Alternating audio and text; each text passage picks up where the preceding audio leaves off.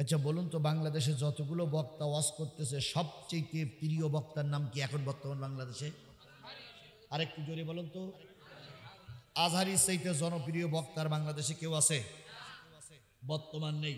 তবে হ্যাঁ, আজহারির চাইতে জনপ্রিয় ব্যক্তি ছিলেন, তিনি হচ্ছেন আল্লামা সাঈদী। এখন আল্লামা সাঈদী নেই, এখন আজহারি হলেন এদেশের সর্বোচ্চ জনপ্রিয় ব্যক্তি। তার মাহফিলে কয় হাজার লোক হয়?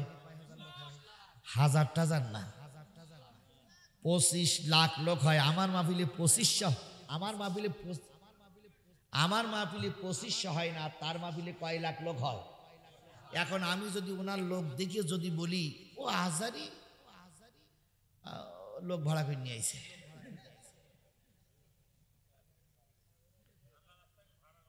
ভাড়া করে নিয়ে আসিনি, জন্য আসছে। কি বলো তো, এই কোরআনের মাহফিলে আপনাদের কারো ভাড়া দেওয়া হয়েছে? আপনাদের ভাড়া দেওয়া হয়নি, বরং আপনাদের কাছে আমরা ভাড়া আদায় করেছি। নেইনি টাকা নেইনি। তাহলে ও জনগণ ভাড়া করে নিয়ে আসা লাগে না, জনগণ ভাড়া দেওয়ার জন্যই আসে। যারা আজহারি সম্পর্কে বাজে মন্তব্য করেছে তওবা করুন, নতুবা একদিন আল্লাহর কাছে আপনাদের কৈফিয়ত দিতে হবে। তবে আপনারা আজকে একটা জিনিস তৈরি হবেন, সেটা হলো সাদিকুর রহমান হাশমি বলে একজন ভদ্রলোক, আল আমিন হাশমি দরবার শরীফ, চট্টগ্রাম, তিনি বলেছেন আজহারির যদি মাথার খুলি কেউ এনে দিতে পারে তাকে নাকি তিনি 10 লক্ষ টাকা পুরস্কার দিবেন। কথাটা বুঝতে পেরেছেন? আবারও বলি, আজহারির যদি কেউ মাথা কাল্লা কেটে এনে ওই হাশমির কাছে, এই সাদিকুর রহমান হাশমির কাছে কেউ জমা দিতে পারে, তাকে কয় লক্ষ টাকা দেবে? 10 লক্ষ টাকা দেবে। শুধু তাই বলিনি, উনি বলেছেন 3 খণ্ড করে এনে দিতে পারলেও তাকে 10 লক্ষ টাকা দেওয়া হবে। বাংলাদেশ সরকারকে বলি, আপনি কি কালো চশমা পরিয়ে আছেন না সাদা চশমা পরিয়ে আছেন? স্বরাষ্ট্র উপদেষ্টারে বলি, আপনি কি কালো চশমা পরিয়ে আসেন না সাদা চশমা পরিয়ে আসেন? দ্বিতীয় বৃহত্তম মুসলিম বাংলাদেশে আজহারির কাল্লা 10 লক্ষ টাকা ঘোষণা করে যদি গ্রেফতার না হয় তাকে 24 ঘন্টার ভিতরে এই পীরপন্থী শয়তানকে গ্রেফতার করা লাগবে। শুধু গ্রেফতার নয়, এই শয়তানের আমরা রাজপথে ওপেনলি বিচার দেখতে চাই। যদি বিচার না করেন, যদি টুপিওয়ালারা আবার রাস্তায় নামে, একটাও কবর পূজারী বাংলাদেশে মাথা উঁচু করে টিকতে পারবে না। নাহমাদুহু ওয়া নাস্তাঈনুহু ওয়া নাস্তাগফিরুহু ওয়া নাউযু বিল্লাহি মিন শুরুরি আনফুসিনা ওয়া মিন সাইয়্যাতি আ'মালিনা। من يهده الله فلا مضل له ومن يضلله فلا هادي له ونشهد أن لا إله إلا الله وحده لا شريك له الذي أرسله بالحق بشيرا ونذيرا وداعيا إلى الله بإذنه وسراجا منيرا. فقد قال الله تعالى في كلامه المجيد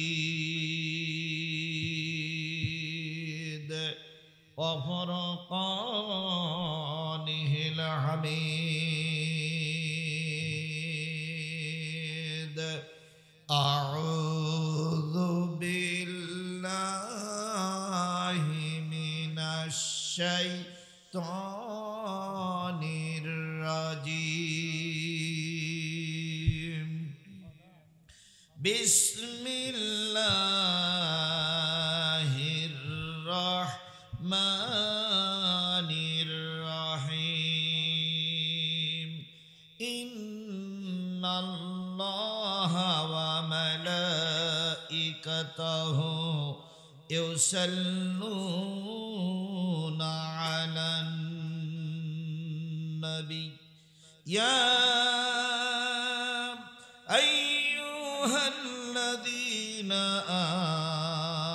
আমানু সাল্লু আলাইহি ওয়া সাল্লিমু তাসলিমা اللهم صل على محمد وعلى آل محمد كما صليت على إبراهيم وعلى آل إبراهيم إنك حميد مجيد اللهم بارك على محمد وعلى آل محمد كما باركت على إبراهيم وعلى آل إبراهيم إنك حميد مجيد لا إله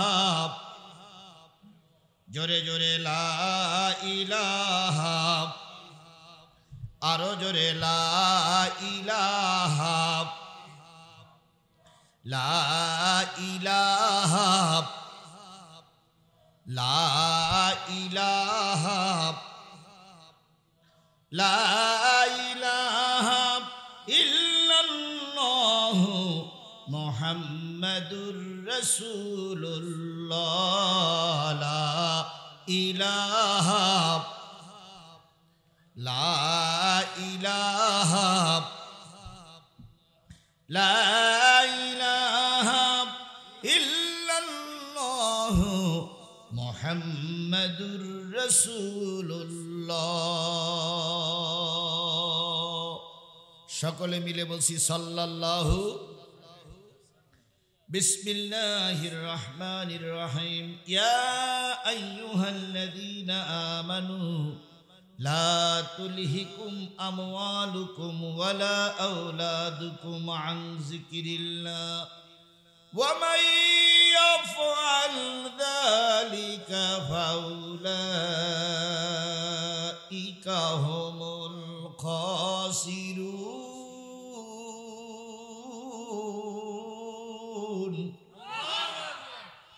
وأنفقوا مما رزقناكم من قبل أن يأتي أحدكم الموت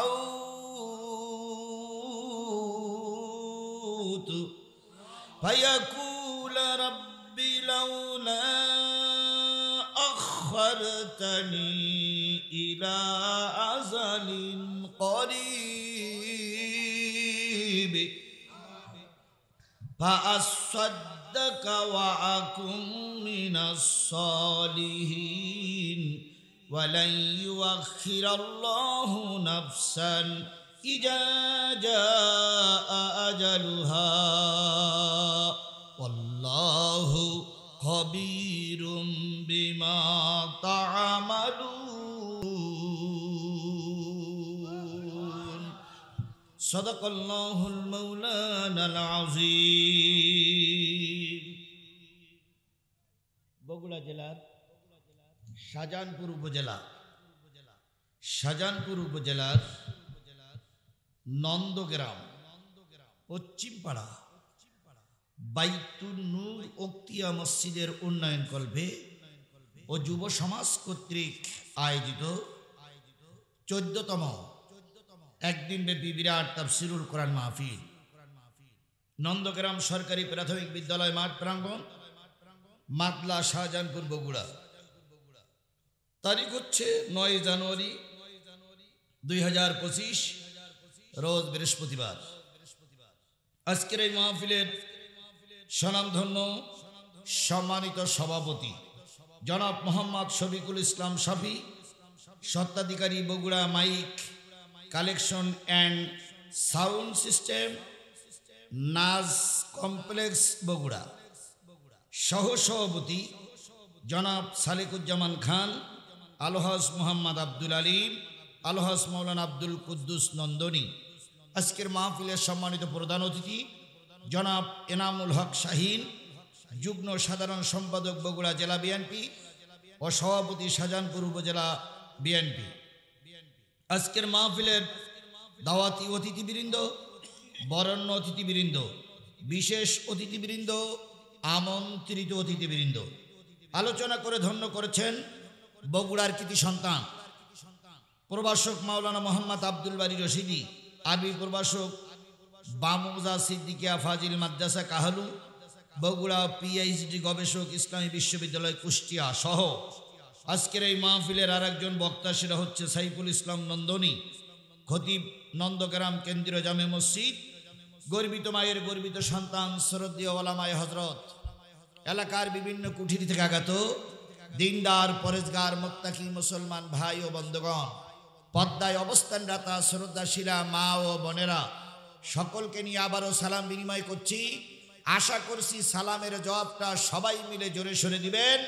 আসসালামু আলাইকুম ওয়া রাহমাতুল্লাহি ওয়া বারাকাতুহু।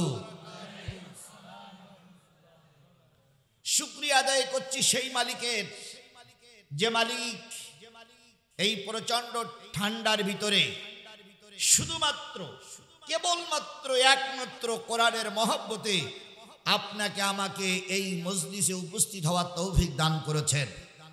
আপনাকে আমাকে এই জায়গা পর্যন্ত আসার সুযোগ কে দিয়েছেন? আরেকটু জোরে বলুন তো, কে দিয়েছেন? বলুন তো, এই যে পোস্টারটা আমি পড়লাম, এই পোস্টার কি ঘরে ঘরে বিভিন্ন জায়গায় মারা হয়নি? মাইকিং হয়নি? মেসেজ যায়নি? বন্ধু বান্ধবদের সঙ্গে মিলেমিশে তাদেরকে দাওয়াতি কাজ করা হয়নি? কিন্তু সবাই আসেনি।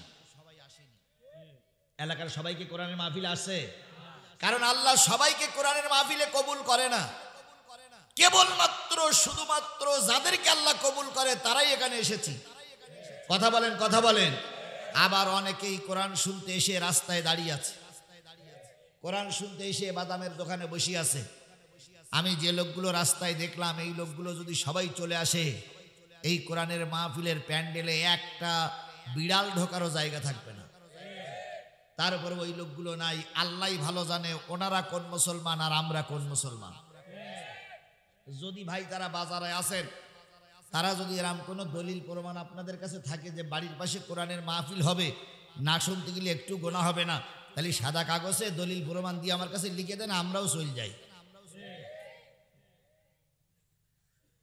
আজ যদি গোনা হবে এটা যদি বুঝে থাকেন, তাহলে যদি মুসলমানের বাচ্চা হন তাহলে কোরআনের মাহফিলে আসুন। হিন্দু হলে আমাদের কোনো দাবি দাবা নেই, কথা বলেন ঠিক না বে ঠিক? মুসলমান হলে অবশ্যই আপনাকে কোরআনের মাহফিলে আসতে হবে। এই কোরআন বিএনপির পৈতৃক সম্পদ নয়, এই কোরআন জামাত ইসলামের পৈতৃক সম্পদ নয়, এই কোরআন হেফাজতে ইসলামের ব্যক্তিগত কিতাব নয়, এই কোরআন আল্লাহর কিতাব। এটা মুসলমানদের জন্য। তুমি আর আমি যদি মুসলমান হই, অবশ্যই কোরআনের মাহফিলে আসা লাগবে। আসবা না মানে? যদি মনে করে আসবো না, তাহলে ওই অন্য ধর্মে চলে যাও। হ্যাঁ, এক জায়গায় থাকতে গেলে ঠুনুটুনি হয়, গুতাগুতি হয়, মারামারি হয়, কিন্তু সেটা হয় পারিবারিক ব্যাপারে। সেই রাগ কোরআনের উপরে ঝাড়লে মুসলমানের নাম থেকে কাটা, মুসলমানের খাতার থেকে নাম কাটা যাবে। এই জন্য আমরা সকলে দ্বিধা দ্বন্দ্ব ভুলে শুধুমাত্র কেবলমাত্র কোরআনের জন্য চলে আসি। আল্লাহ আমাদেরকে যাদেরকে কবুল করেছেন সবাই মিলে বলছি আলহামদুলিল্লাহ। আরেকটু জোরে বলুন তো আলহামদুলিল্লাহ। আল্লাহ বলতেছেন সাব্বাহা লিল্লাহি মা ফিস সামাওয়াতি ওয়া মা ফিল আরদ ওয়া হুয়াল আজিজুল হাকীম।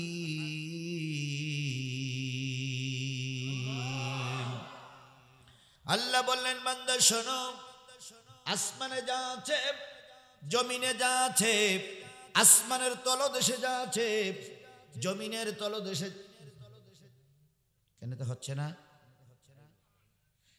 হায় হায়,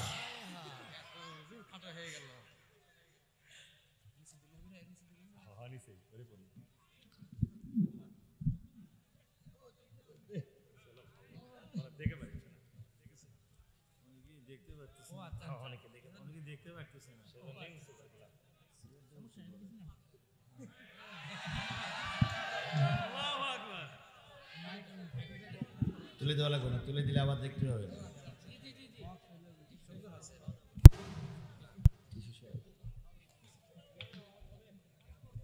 বন্ধুগণ, আল্লাহ বললেন শোনো, আসমানে যা আছে, জমিনে যা আছে, জমিনের তলদেশে যা আছে, আসমানের নিচে যা আছে, ইচ্ছায় হোক আর অনিচ্ছায় হোক, শুকরিয়া আদায় করছে কার?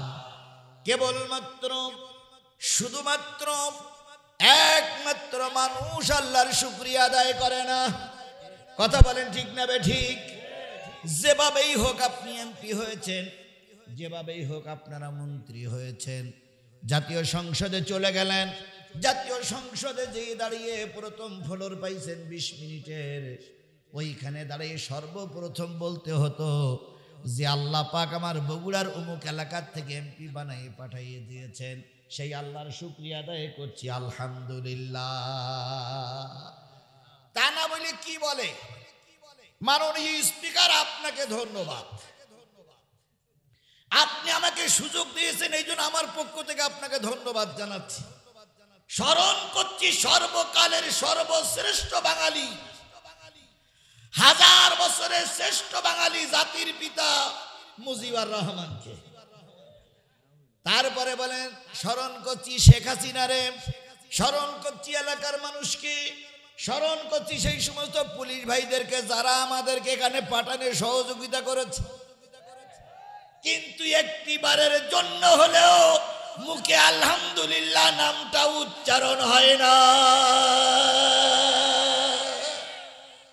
আল্লাহ বলল বান্দা তুই যেভাবেই যাস গেছিস, রাতের ভোট দিনই করেছিস, দিনের ভোট রাতে করেছিস, ভোট কেন্দ্রে জনগণের যেতে দেশটি বিএনপি জামাতের নামে মামলা দিছিস, যেভাবেই হোক এমপি হয়েছিস, অন্তত একটা বার আলহামদুলিল্লাহ বল।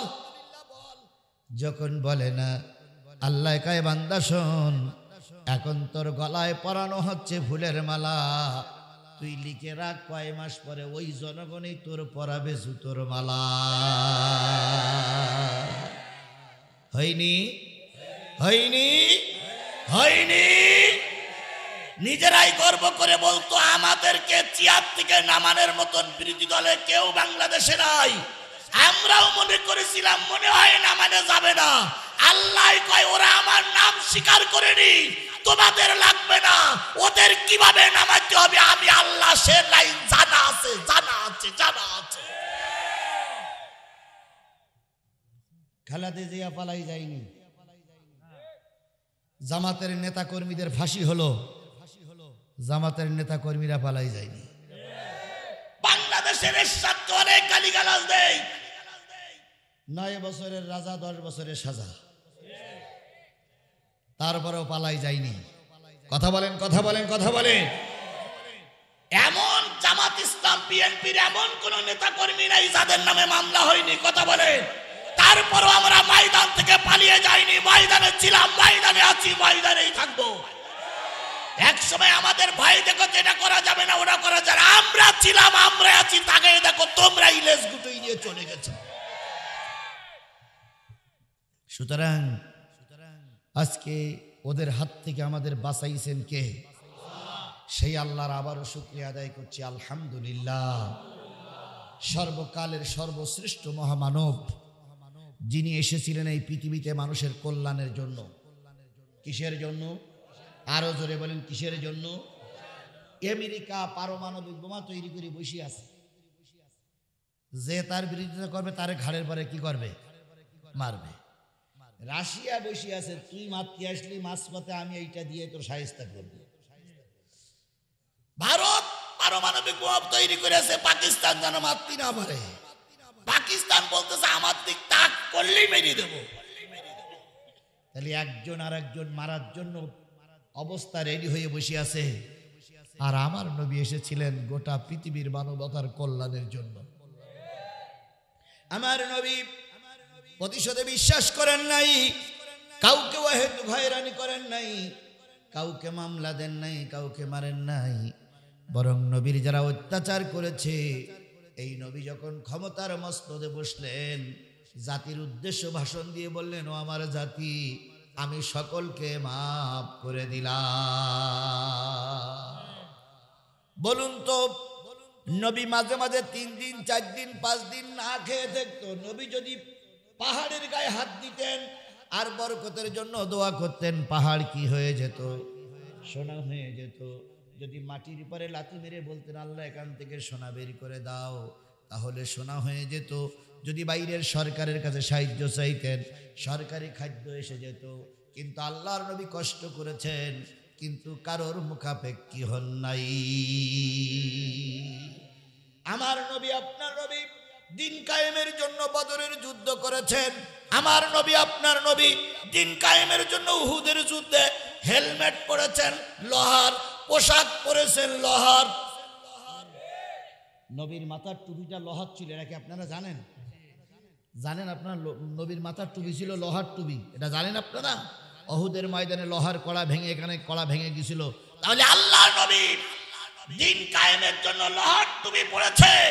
শাহজাহানপুরের মুসলমানেরা শোনো, যদি প্রয়োজন হয় এই টুপি খুলে লোহার টুপি পরা লাগবে, যদি দরকার হয় এই জামা খুলে লোহার জামা পরা লাগবে, তবু ময়দান জালেমদের হাতে তুলে দেওয়া যাবে না, যাবে না, যাবে না।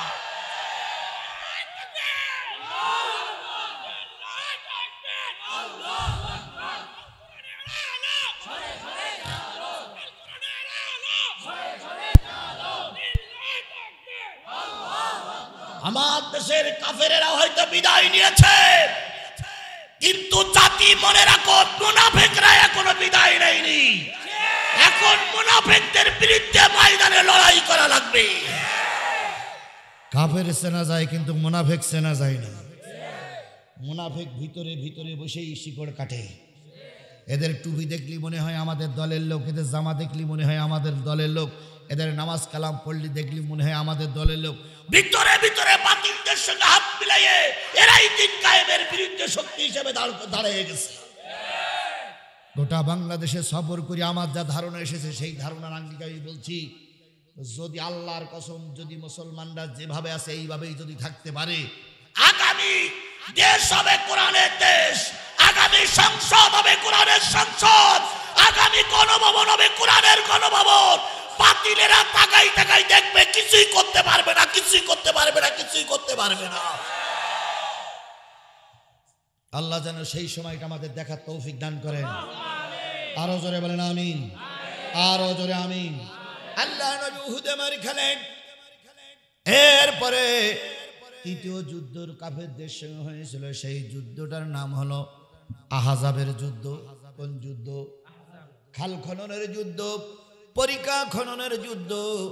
আল্লাহর নবী সকলের সঙ্গে খাল খনন করতেছেন। হযরত জাবের রাদিয়াল্লাহু তাআলা একটু দূরে ছিলেন। তিনি লক্ষ্য করলেন, নবী একবার যদি শাবলের খোঁচা মারে, ওই শাবলটা তুলতে নবীর অনেকক্ষণ সময় লাগে। একবার যদি কোদালের কোপ মারে, ওই কোদালটা উঁচু করতে নবীর অনেকক্ষণ সময় লাগে। জাবের রাদিয়াল্লাহু তাআলা আস্তে করে এসে দেখলেন, নবীর মাথার ঘামগুলো মুক্তার দানার মতন টপ টপ টপ টপ করে পড়তেছে। নবীজির পেটের দিকে তাকাই দেখি, কয়েক খুন্ডা পেটের পাথর দিয়ে বেল্ট দিয়ে আটকাই রেখেছে। নবীজির হাত থেকে শাবলটা নিয়ে বলেন, ইয়া রাসূলুল্লাহ, শাবল একবার নিচে মারলে উঠাতে দেরি হয়। নবী বললেন, জাবের তোমার খাল খননের কি অবস্থা? জাবের বলেন, ইয়া রাসূলুল্লাহ, প্রায় শেষ, শাবলটা আমাকে দেন। নবী বললেন, না না না, তোমার ভাগ তুমি শেষ করো, তুমি দোয়া করো তোমাদের সাথে আমার ভাগটাও যেন আমি শেষ করতে পারি। নবীজির পাশে যাবে দাঁড়িয়ে বলতেছি, ইয়া রাসূলুল্লাহ, একবার নিচু হলে ওঠেন না, উঁচু হলে নিচু হন না, ঘটনাটা কি? নবী বললেন, এখন ব্যথা দূর করার সময় নাই, কথা বলার সময় নাই, তুমি দূরে সরে যাও। জাবের বললেন, না, একটু আমাকে বলতে হবে। নবীজি বললেন, জাবের রে, আয়েশার ঘরে 5 দিন কোনো আগুন জ্বলে না, 5 দিন আমার পেটের ভিতরে কোনো রুটিও যায় না, খেজুরও যায় না, শুধু একটু পানি খেয়ে আমি কোন রকম বেঁচে আছি। এখন যুদ্ধের ময়দানে তোমরা আমার সাথীরা এসেছো, আমি নবী যদি ঘরে দরজা দিয়ে বসে থাকি, কিয়ামতের দিন কৈফিয়ত দেওয়া যাবে না। তাই তোমাদের সঙ্গে আমিও শাবল মারতে এসেছি। মাঝখানে কয়দিন খাওয়া হয়নি, 5 দিন খাওয়া হয়নি। জাবেরের দেলটা পুড়ে ছাই হয়ে গেল। জাবের বলেন, ইয়া রাসূলুল্লাহ, যদি একটু অনুমতি দিতেন, আমি একটু আমার বাড়ির থেকে ঘুরে আসতাম। নবীজি বললেন, আবু সুফিয়ানের নেতৃত্বে 10,000 বাহিনী তারা আমাদের পাশে আছে, এক্ষুনি আক্রমণ করবে, দেরি করা যাবে না। জাবের বাড়ি যে স্ত্রীর হাতখানা ধরে বললেন, ও আমার সহধর্মিণী, নবীর চেহারাটা দেখে আমি একটুও ভুলতে পারছি না। স্ত্রী জিজ্ঞেস করলেন, কি হয়েছে? জাবের বললেন, আমি লক্ষ্য করলাম নবীজির পেটের ভিতরে পাথর বাঁধা, নবীজির ঘরে 5 দিন খাবার নাই। যখন মক্কায়, যখন মদিনায় কোনো মানুষের বাচ্চার খাওয়া হয় না, তখন বিভিন্ন যুক্তি পরামর্শ করে মদিনার মসজিদে পাঠিয়ে দেওয়া হয়। নবীজির চেহারার দিকে তাকাই থাকলে ছোট ছোট বাচ্চার পেটে ক্ষুধা থাকে না। সেই নবী একবার বেকা হলে সোজা হতে পারে না, সোজা হলে বেকা হতে পারে না। যদি পারো নবীর জন্য একটু খাদ্যের ব্যবস্থা করো। জাবেরের স্ত্রী বললেন, স্বামী, যাটা আছে যদি রুটি তৈরি করে 3 জন খেতে পারবে, যা গোশত আছে রান্না করলে 3 জনের পেট পুরে খাওয়ার হবে।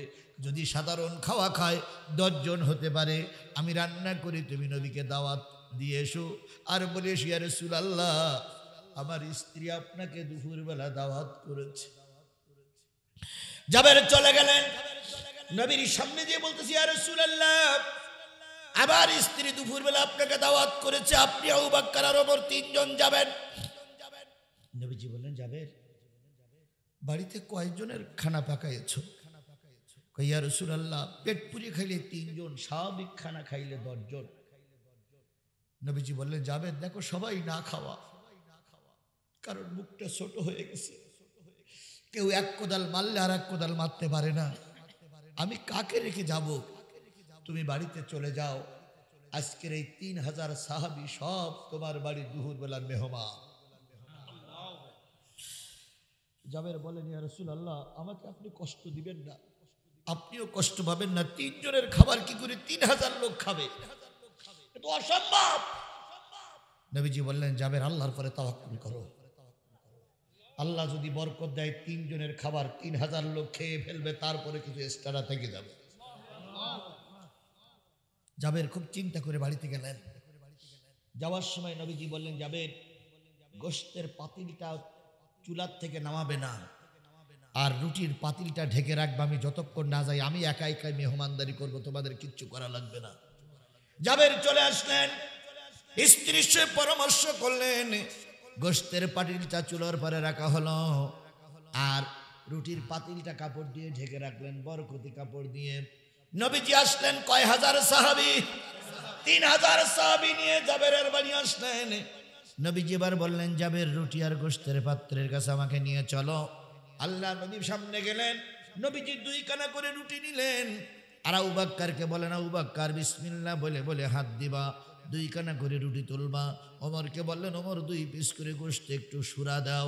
দিয়ে দিয়ে নবী নিজে হাতে 3000 মেহমানের হাতে দিয়ে দিলে।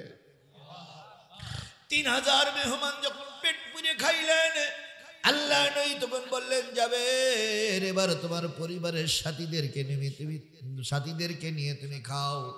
জেনে রেখো, আল্লাহ যদি বরকত দেয়, 3 জনের খাওয়া 3000 মানুষের জন্য সংকলন হয়ে যায়। কথাটা আমি এই জন্য বলছিলাম, তিনি ছিলেন বরকতের নবী। ওই নবীও দিন প্রচারের জন্য কাফেরদের কাছে মারি খেয়েছে না খাই নাই? আরো জোরে বলেন, খাইছে না খাই নাই? সেই নবী আজকে দিন আমাদের জন্য রেখে গেছে, সেই দিনের জন্য আজকে আমরা এখানে এসেছি। যে নবী আমাদের জন্য দিন কষ্ট করে রেখে গেলেন, সেই নবীর নাম শোনার পরে দুরূদ শরীফ পড়া দরকার আছে না নাই? তাহলে কারোর জবান বন্ধ থাকবে না।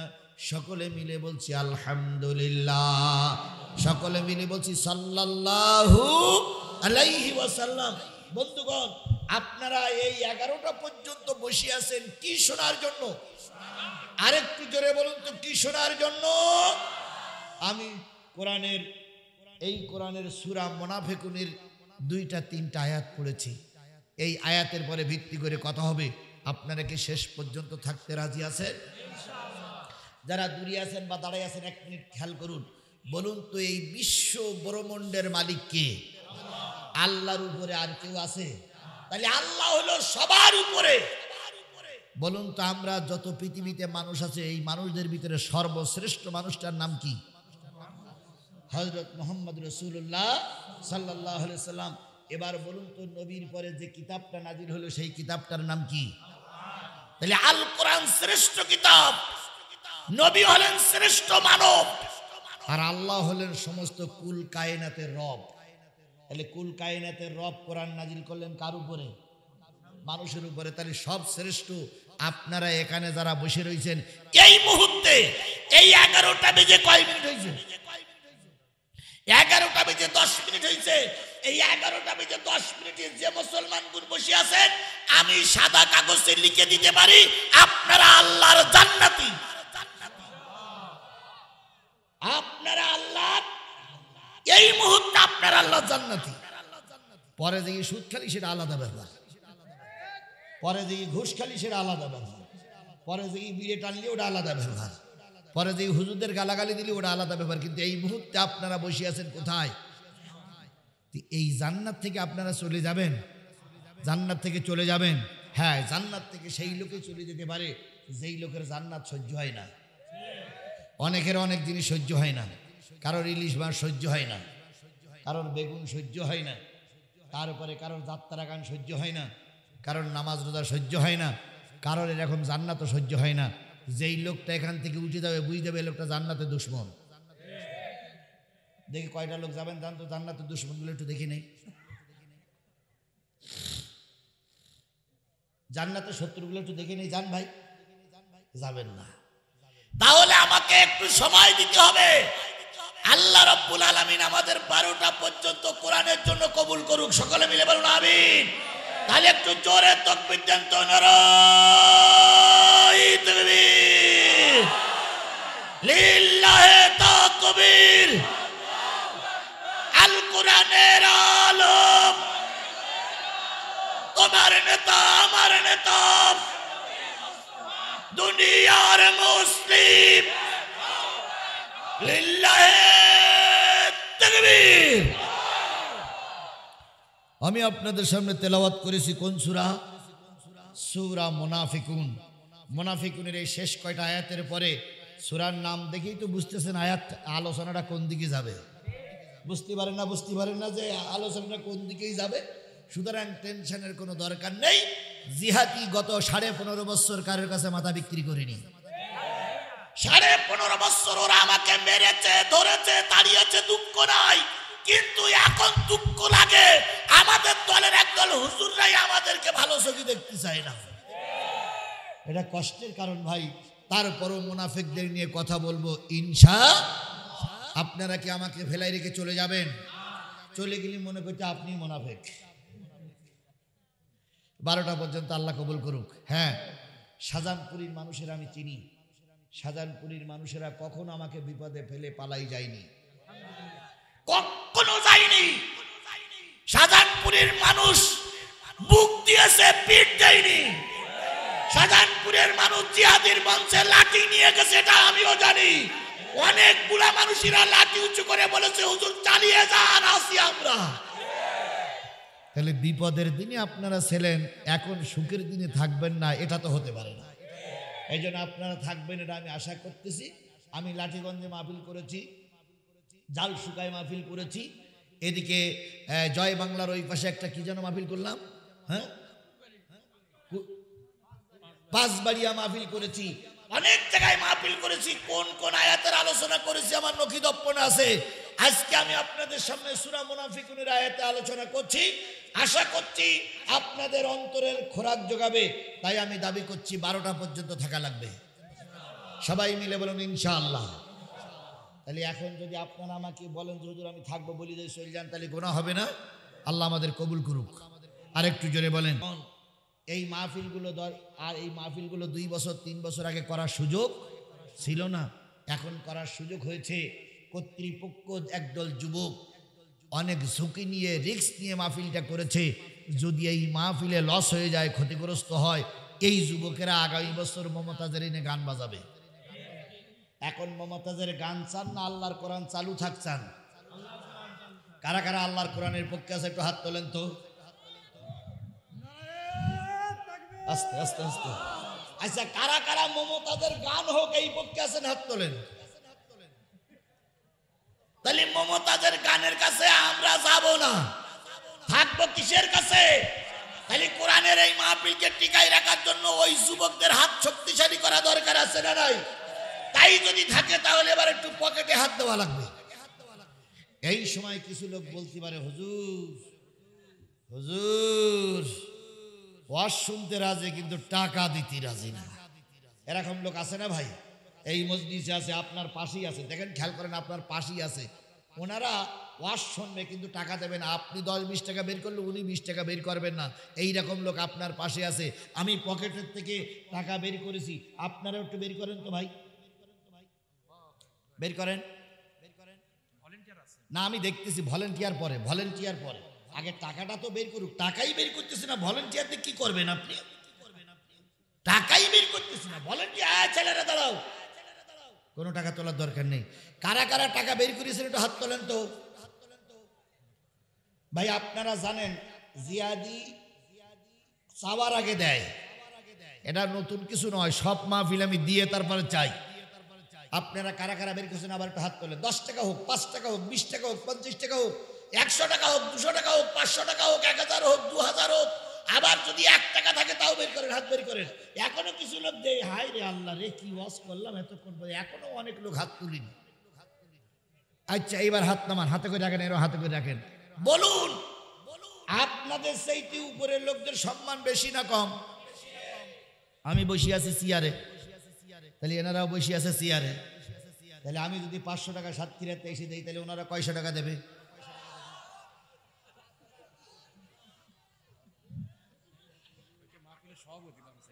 ওনারা যদি টাকা না দেয় তাহলে আমরা দেবো কেন? ওনারাই তো অতিথি, ওনারাই তো চেয়ারম্যান, তাহলে ওনারা আগে দেবে, তারপর আমরা দেবো। এই যারা বিশেষ অতিথি, প্রধান অতিথি, এরা থাকতে থাকতে যদি কালেকশনটা ধরতে পারতাম রে ভাই, তাহলে যেভাবেই হোক খরচের টাকা এক জায়গায় আদায় করতাম। কিন্তু ওনারা তো চলে গেছে, তারপর মনে হয় কিছু না দিয়ে যায়নি বলে মনে হয়, কিছু মনে হয় দেশে। এবার আসেন সভাপতি ভাই, আসেন, আপনারা পকেট হাত দেন, সবাই হাত দেন, আপনারা পরে দেন, দেন, বাস, মাশাআল্লাহ, দেন। ও জি জি জি, দেন ভাই, দেন, সবাই দেওয়া লাগবে ভাই, দেন। জমা হয়ে গেছে, জি ঠিক আছে। আরে বাবা তাই হোক, যেটা দেশেন, বাস। সভাপতি আগে মনে হয় দেশে, তা আগেই দেশে, এখন আবার আমার মাহরুম করতে পারি, বাস। আমাদের পক্ষ থেকে দেওয়া শেষ। এবার আপনারা কারা কারা হাত বের করেছেন একটা হাত তোলেন। আল্লাহ তুমি দেখো কারা কারা হাত তুলেনি। আল্লাহ আল্লাহ না, লাইন ভালো, যান এবার, যান এবার, যান এবার, ছেলেরা যান, জি লাইন ভালো, লাইন ভালো। যেভাবে হাত তুলেছে মোটামুটি 1 লাখ টাকা হবে, আশা করা যায়, আশা করা যায় 1 লাখ টাকা হবে। মহিলাদের কাছে মা বোনেরা সাজানপুরি বেশি হয়, এই জন্য মা বোনদের কাছে বড় দাবি। 1 লাখ টাকার একটা কালেকশনের চেক এদের হাতে তুলে দিয়ে যাবো ইনশাআল্লাহ। এই জন্য কেউ মাহরুম করবেন না, সবাই দেন। যারা বের করেছিলেন 2 টাকা হোক, 5 টাকা হোক, 10 টাকা হোক, 20 টাকা হোক। ও ভাই, টাকা সালামা চলে গেলেন ভাই, মুরব্বি।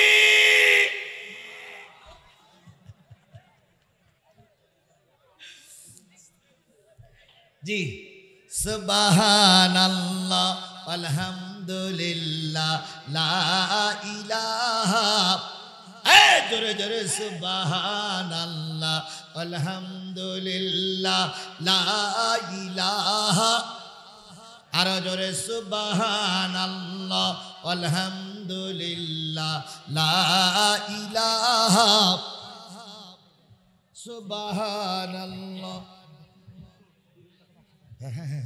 জি, আচ্ছা আচ্ছা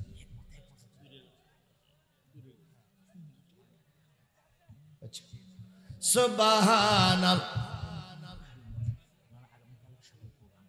আচ্ছা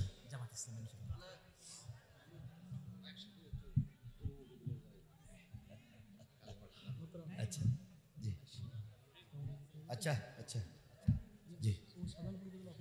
সুবহানাল্লাহ আলহামদুলিল্লাহ লা ইলাহা, লা ইলাহা ইল্লাল্লাহ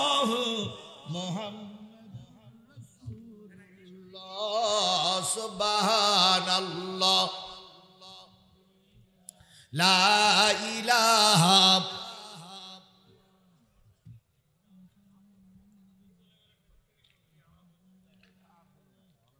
যাক যাক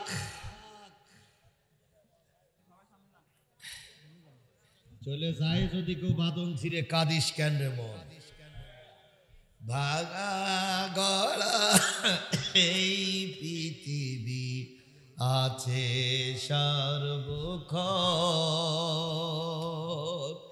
আল্লাহ আমাদের কবুল করুক। আমার বন্ধুগণ, কোন সূরা? মুনাফিক। মুনাফিক আরবি শব্দ। হ্যাঁ, মুনাফিক শব্দের অর্থ হচ্ছে কপটতা, বক্রতা, বেকা লোক। মুনাফিক মানে কি? বেকা লোক। সোজা ও সোজা জিনিস বোঝে না, বেকাই বোঝে। আচ্ছা, জিলাপি সোজা না বেকা? তাহলে মুনাফিক মানে জিলাপি।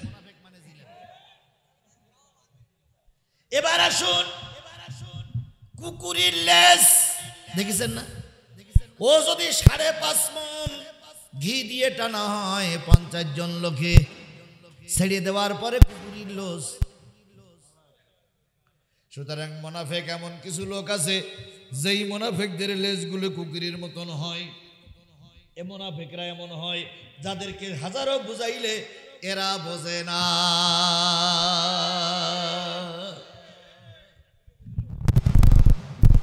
আমার ভাইয়েরা, আস্তে আস্তে আস্তে আস্তে বলতে একটারও বাদ দেবো না ইনশাআল্লাহ। আমি তো কোনো পার্টির টিকিট নিয়ে আসিনি। তা আসলে বিএনপির লোকেরা সালাম দিয়ে চলে গেছে, জামাতের ভাইরাও চলে গেছে। তাহলে জামাত আর বিএনপি দুই দল চলে গেছে। আমি তো জামাতও না, বিএনপিও না। আমি কি না? আমি সব দলে নয়, আমি কোরআনের পক্ষে। কথা বলেন, কথা বলেন, কথা বলেন। সব দলে থাকা গোলালুরা, সব দলে থাকে মুনাফিকের। আমি মুনাফিক নই। আমাকে কিসের দলে থাকতে হবে? আপনাদের কিসের দলে থাকতে হবে? আরে বাবা, রাজনীতি করতে গেলে আওয়ামী লীগ ছিল নাই, বিএনপি আছে, জামাত আছে। আগামীতে যে কোনো একটা দল ক্ষমতায় আসবে, কিন্তু ওরা হলো রাজনীতি দল করে করুক। আমরা তো কোরআনের পক্ষে। আমরা কিসের পক্ষে? আমাদের পরিচয়, আমরা কোরআনের দলের লোক। আল্লাহ আমাদের কবুল করুক। আল্লাহ রাব্বুল আলামিন বলতেছেন 9 নম্বর আয়াত, ইয়া আইয়ুহাল্লাযীনা আমানু লা তুলহিকুম আমওয়ালুকুম ওয়ালা আওলাদুকুম আন যিকিরিল্লাহ।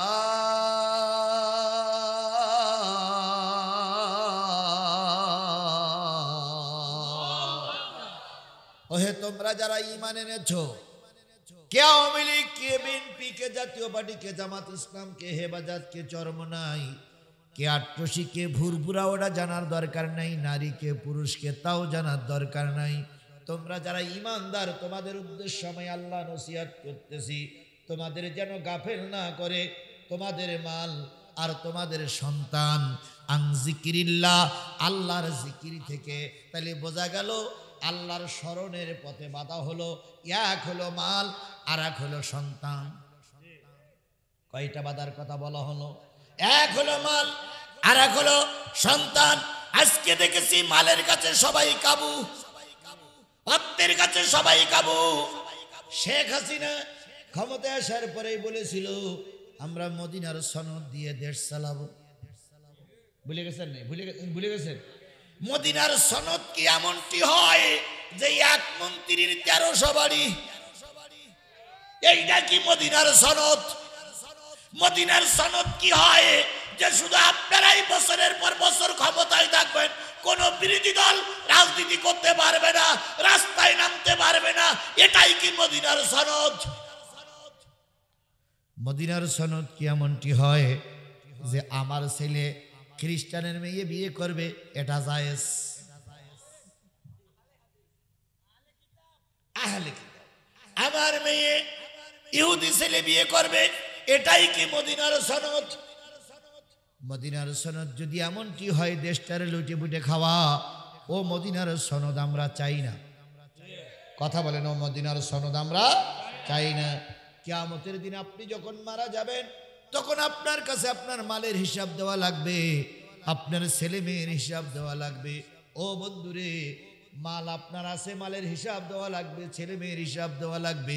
এই জন্য আজকের থেকে টার্গেট নিতে হবে, ছেলে মেয়ে যেন বেনামাজি না হয়, ছেলে মেয়ে যেন নামাজি হয়, আর মালটা যেন আমার বৈধ পন্থায় হয়, অবৈধ পন্থায় যেন না যায়। তাহলে তাই যদি হয়, আপনি অবশ্যই আল্লাহর কাছে জবাবদিহিতা করতে পারবেন। ওই যে ওই মাথায় লাইটের ওই মাথায় কিছু লোক জটলা করতেছে, কি সমস্যা?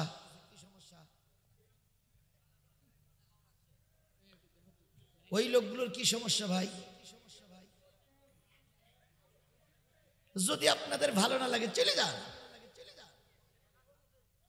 না, টাকা ওখানে করবে কেন? টাকা ওরা এক জায়গায় নিয়ে গেল, ডিস্টার্ব করেন না, টাকা ভাগ করে বলতে টাকা ভাগ করে নিচ্ছে। হ্যাঁ, আপনারা যদি ওখানে দায়িত্বশীল থাকেন তাহলে অন্য জায়গায় চলে যান, মসজিদ নাই, অথবা রেখে দেন, পরে গোনাগুনি করবেন আমি চলে যাওয়ার পরে। আমার ভাইয়েরা, তাহলে মাল একটা বিরাট বিপদ, সন্তান আর একটা বিপদ। আজকে অতীতের সরকারে যারা ছিল তারা সবাই মালের পিছনে ঘুরেছে, যার কারণে দেশটা এখন তলানিতে চলে গেছে।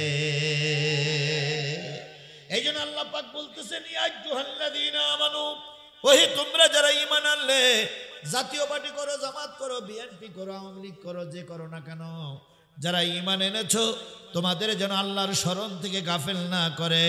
তোমাদের সন্তান আদি আর তোমাদের মালের কারণে, তাহলে মাল আর সম্পদ আদি মানুষকে আল্লাহর পথ থেকে বিরত রাখে। ওয়ামাই ইয়াফআল যালিকা ফাউলাইকা হুমুল খাসিরুন।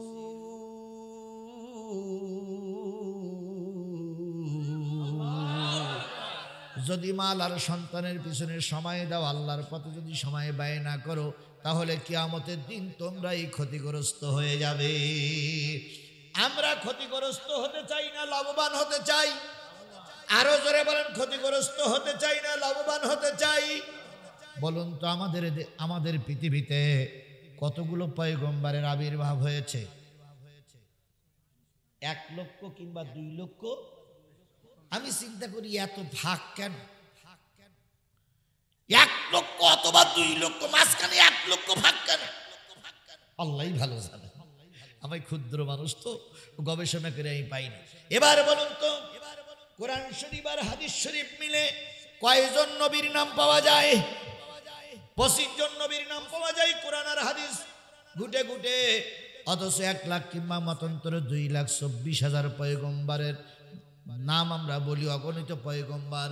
এবার বলুন তো, 1 লাখ কিংবা 2,24,000 অথবা 25 জন পয়গম্বরের ভিতরে রাসূল কয়জন?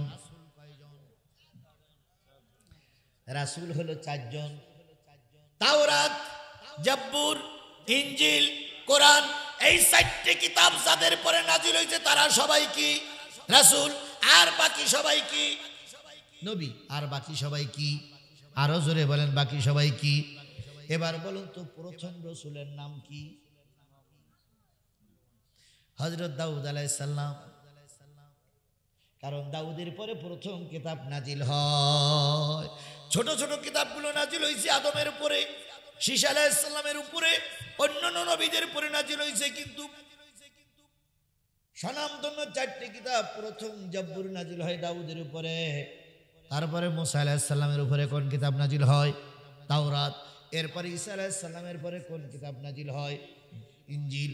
আর আমাদের নবীর উপরে নাজিল হয়েছে পবিত্র আল কোরআন। সব নবীদের মুজিজা ছিল। কি ছিল? মুজিজা ছিল। হযরত মুসা আলাইহিস সালামের মুজিজা ছিল লাঠি দিয়ে বাড়ি দিলে কি হয়ে যায়? রাস্তা হয়ে যায়। লাঠি দিয়ে বাড়ি দিলে রাস্তা হয়ে যায়। এটা ছিল মুসা আলাইহিস সালামের মুজিজা। মুসা আলাইহিস সালামের মুজিজা, মুসা যখন নদী পার হতে পারতেন না, লাঠি ফেলাই দিত, শেকো হয়ে যেত, পুল কালবাট হয়ে যেত। আমি অনেক মাহফিলে গত বছর বলেছিলাম, জনাব শেখ হাসিনা রহমাতুল্লাহ আলাইহি আপনার কাছে দাবি করি, এত রাস্তাঘাট করতে গেলে আপনার খরচ বেশি আছে, মুসার লাঠিটা মিশরের পিরামিড থেকে নিয়ে আসেন।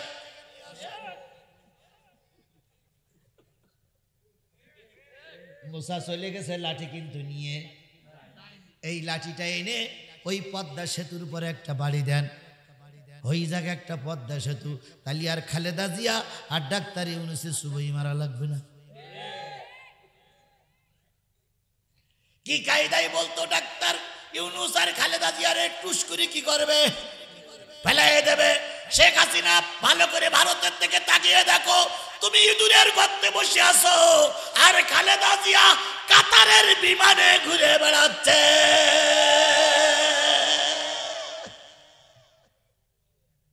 কথা বোঝেন নাই? যেমন তেমন বিমান না, কাতারের বিমান।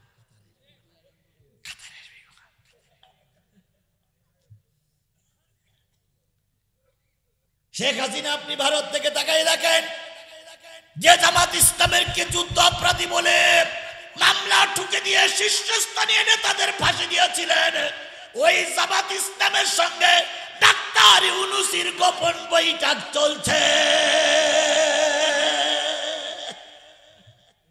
গত 2 দিন আগে জামাত ইসলামের আমিরের সঙ্গে বৈঠক করেছে না? বাংলাদেশে কারোর সঙ্গে গোপন বৈঠক হয়নি, হুজুরের সঙ্গে। অন্যান্য দলের একটু টেনশন বেরিয়ে গেছে, আবার অন্যান্য দলের নেতারা বলতেছে কোন মৌলবাদীরা এই 52 বছরের ভিতরে ক্ষমতায় যেতে পারেনি। আমি বলি দুলা ভাই, 52 বছর আর এই 2025 সাল এক নয়। 52 বছরের হিসাব বাদ দাও, এবার ইসলামী আন্দোলন যেভাবে চাঙ্গা হয়েছে, মৌলবীরা যেভাবে জোট করা শুরু করেছে, খোদার কসম আগামী নির্বাচনে যদি কোনো কারসাজি না হয়, হুজুররাই ক্ষমতায় যাবে।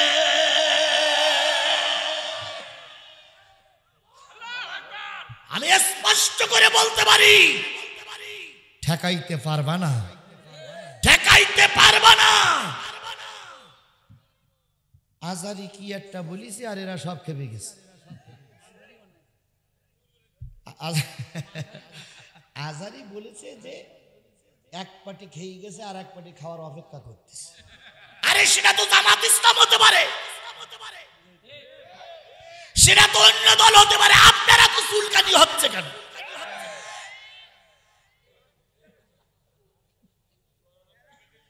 কাউকে ঠকায়েন না। খালেদা জিয়াকে ছোট চোখে দেখতেন, খালেদা জিয়ার ছেলে সম্পর্কে বাজে মন্তব্য করেছেন আপনি, করেছে না? যে বাজে মন্তব্য জাতীয় সংসদে শেখ হাসিনা করেছিল, ওই বাজে মন্তব্যটা যদি আমি এখানে করতে আমার বুঝু নষ্ট হয়ে যাবে। অথচ সেই খালেদা জিয়াকে সুযোগ করে দেন নাই। ওই খালেদা জিয়া কাতারের এয়ারবাসে চিকিৎসার জন্য গেল, আর আপনি এখন নিজে নিজে রান্না করে খাইতে হচ্ছে। বাবুসিও নাই, এর নাম আল্লাহর খেলা।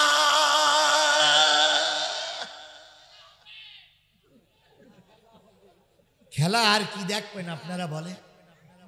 আর কি খেলা দেখবেন আপনারা?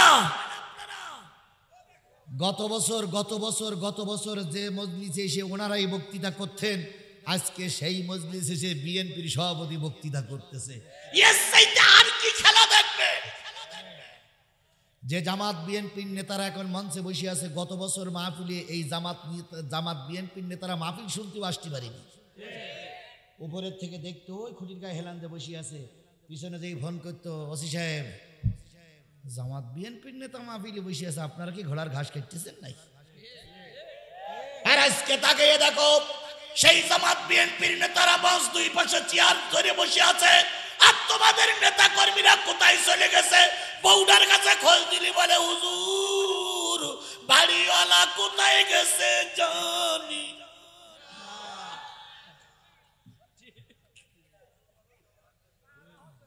কথা কি 100% সত্য না 50% সত্য? 100 সত্য। আমার বিএনপির নেতা এখানে মঞ্চে দাঁড়িয়ে বলে গেছে, ওই জালেমদের আর কখনো বাংলাদেশে আবির্ভূত হতে দেওয়া হবে না। আমরা এই হাজারো জনতায় শপথ দিচ্ছি, যদি প্রয়োজন হয় আবার জেলে যাব, যদি প্রয়োজন হয় আমার নেতার সঙ্গে ফাঁসিতে যাব, যদি প্রয়োজন হয় কাপড়ের কাপড় বেঁধে রাস্তায় নামবো, তবু ওই জালেমদেরকে বাংলাদেশে আর রাজনীতি করতে দেওয়া হবে না, হবে না, হবে না।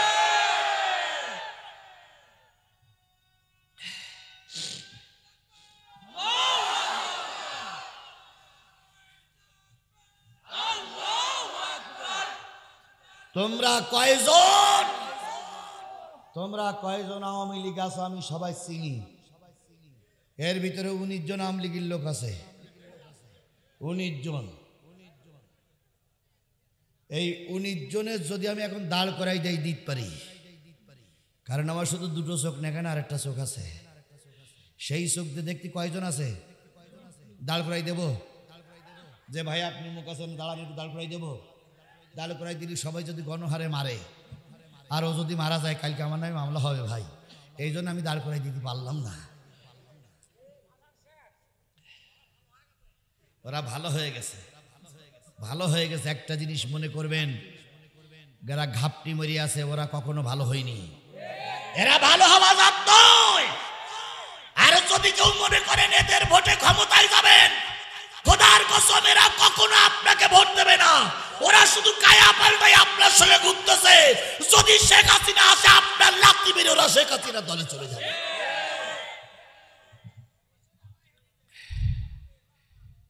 আমার ভাইয়েরা, তাহলে মুসা আলাইহিস সালামের মুজিজা ছিল কি? লাঠি। হযরত মুসা আলাইহিস সালামের আরেকটা মুজিজা ছিল, হাত উঁচু করলে লাইট হয়ে যেত। কোনো অন্ধকারে কিছু হতো না, হাত উঁচু করলে লাইট হয়ে যেত। বগল উঁচু করলে বগল থেকে ফোয়ারা বাহির হতো। এটা ছিলেন মুসা আলাইহিস সালামের মুজিজা। হযরত ঈসা আলাইহিস সালামের মুজিজা ছিল জন্মন্ধ, জীবনে কোনোদিন ভালো হয় নাই।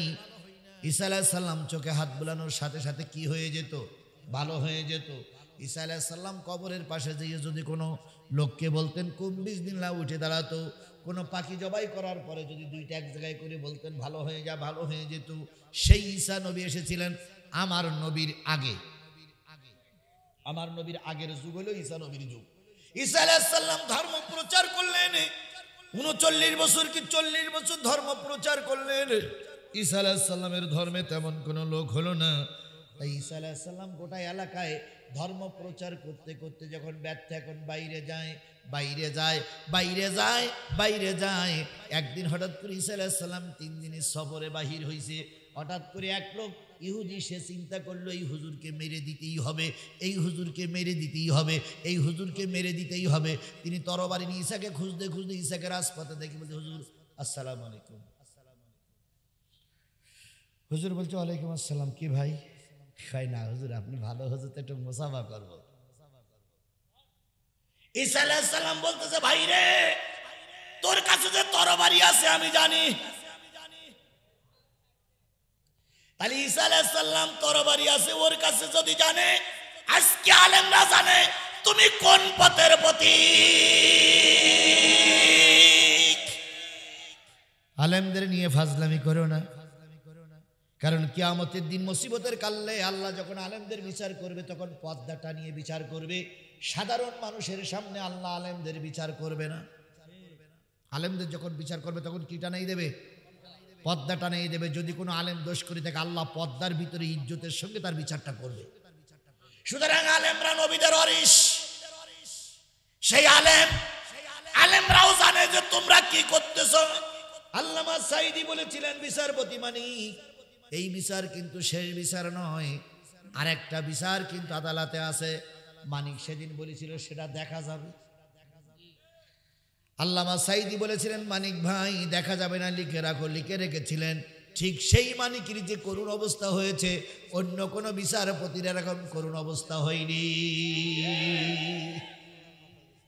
পালাই যাচ্ছিল, শেষ পর্যন্ত মেরি কলার পাতার পরে রাখিয়ে দিল।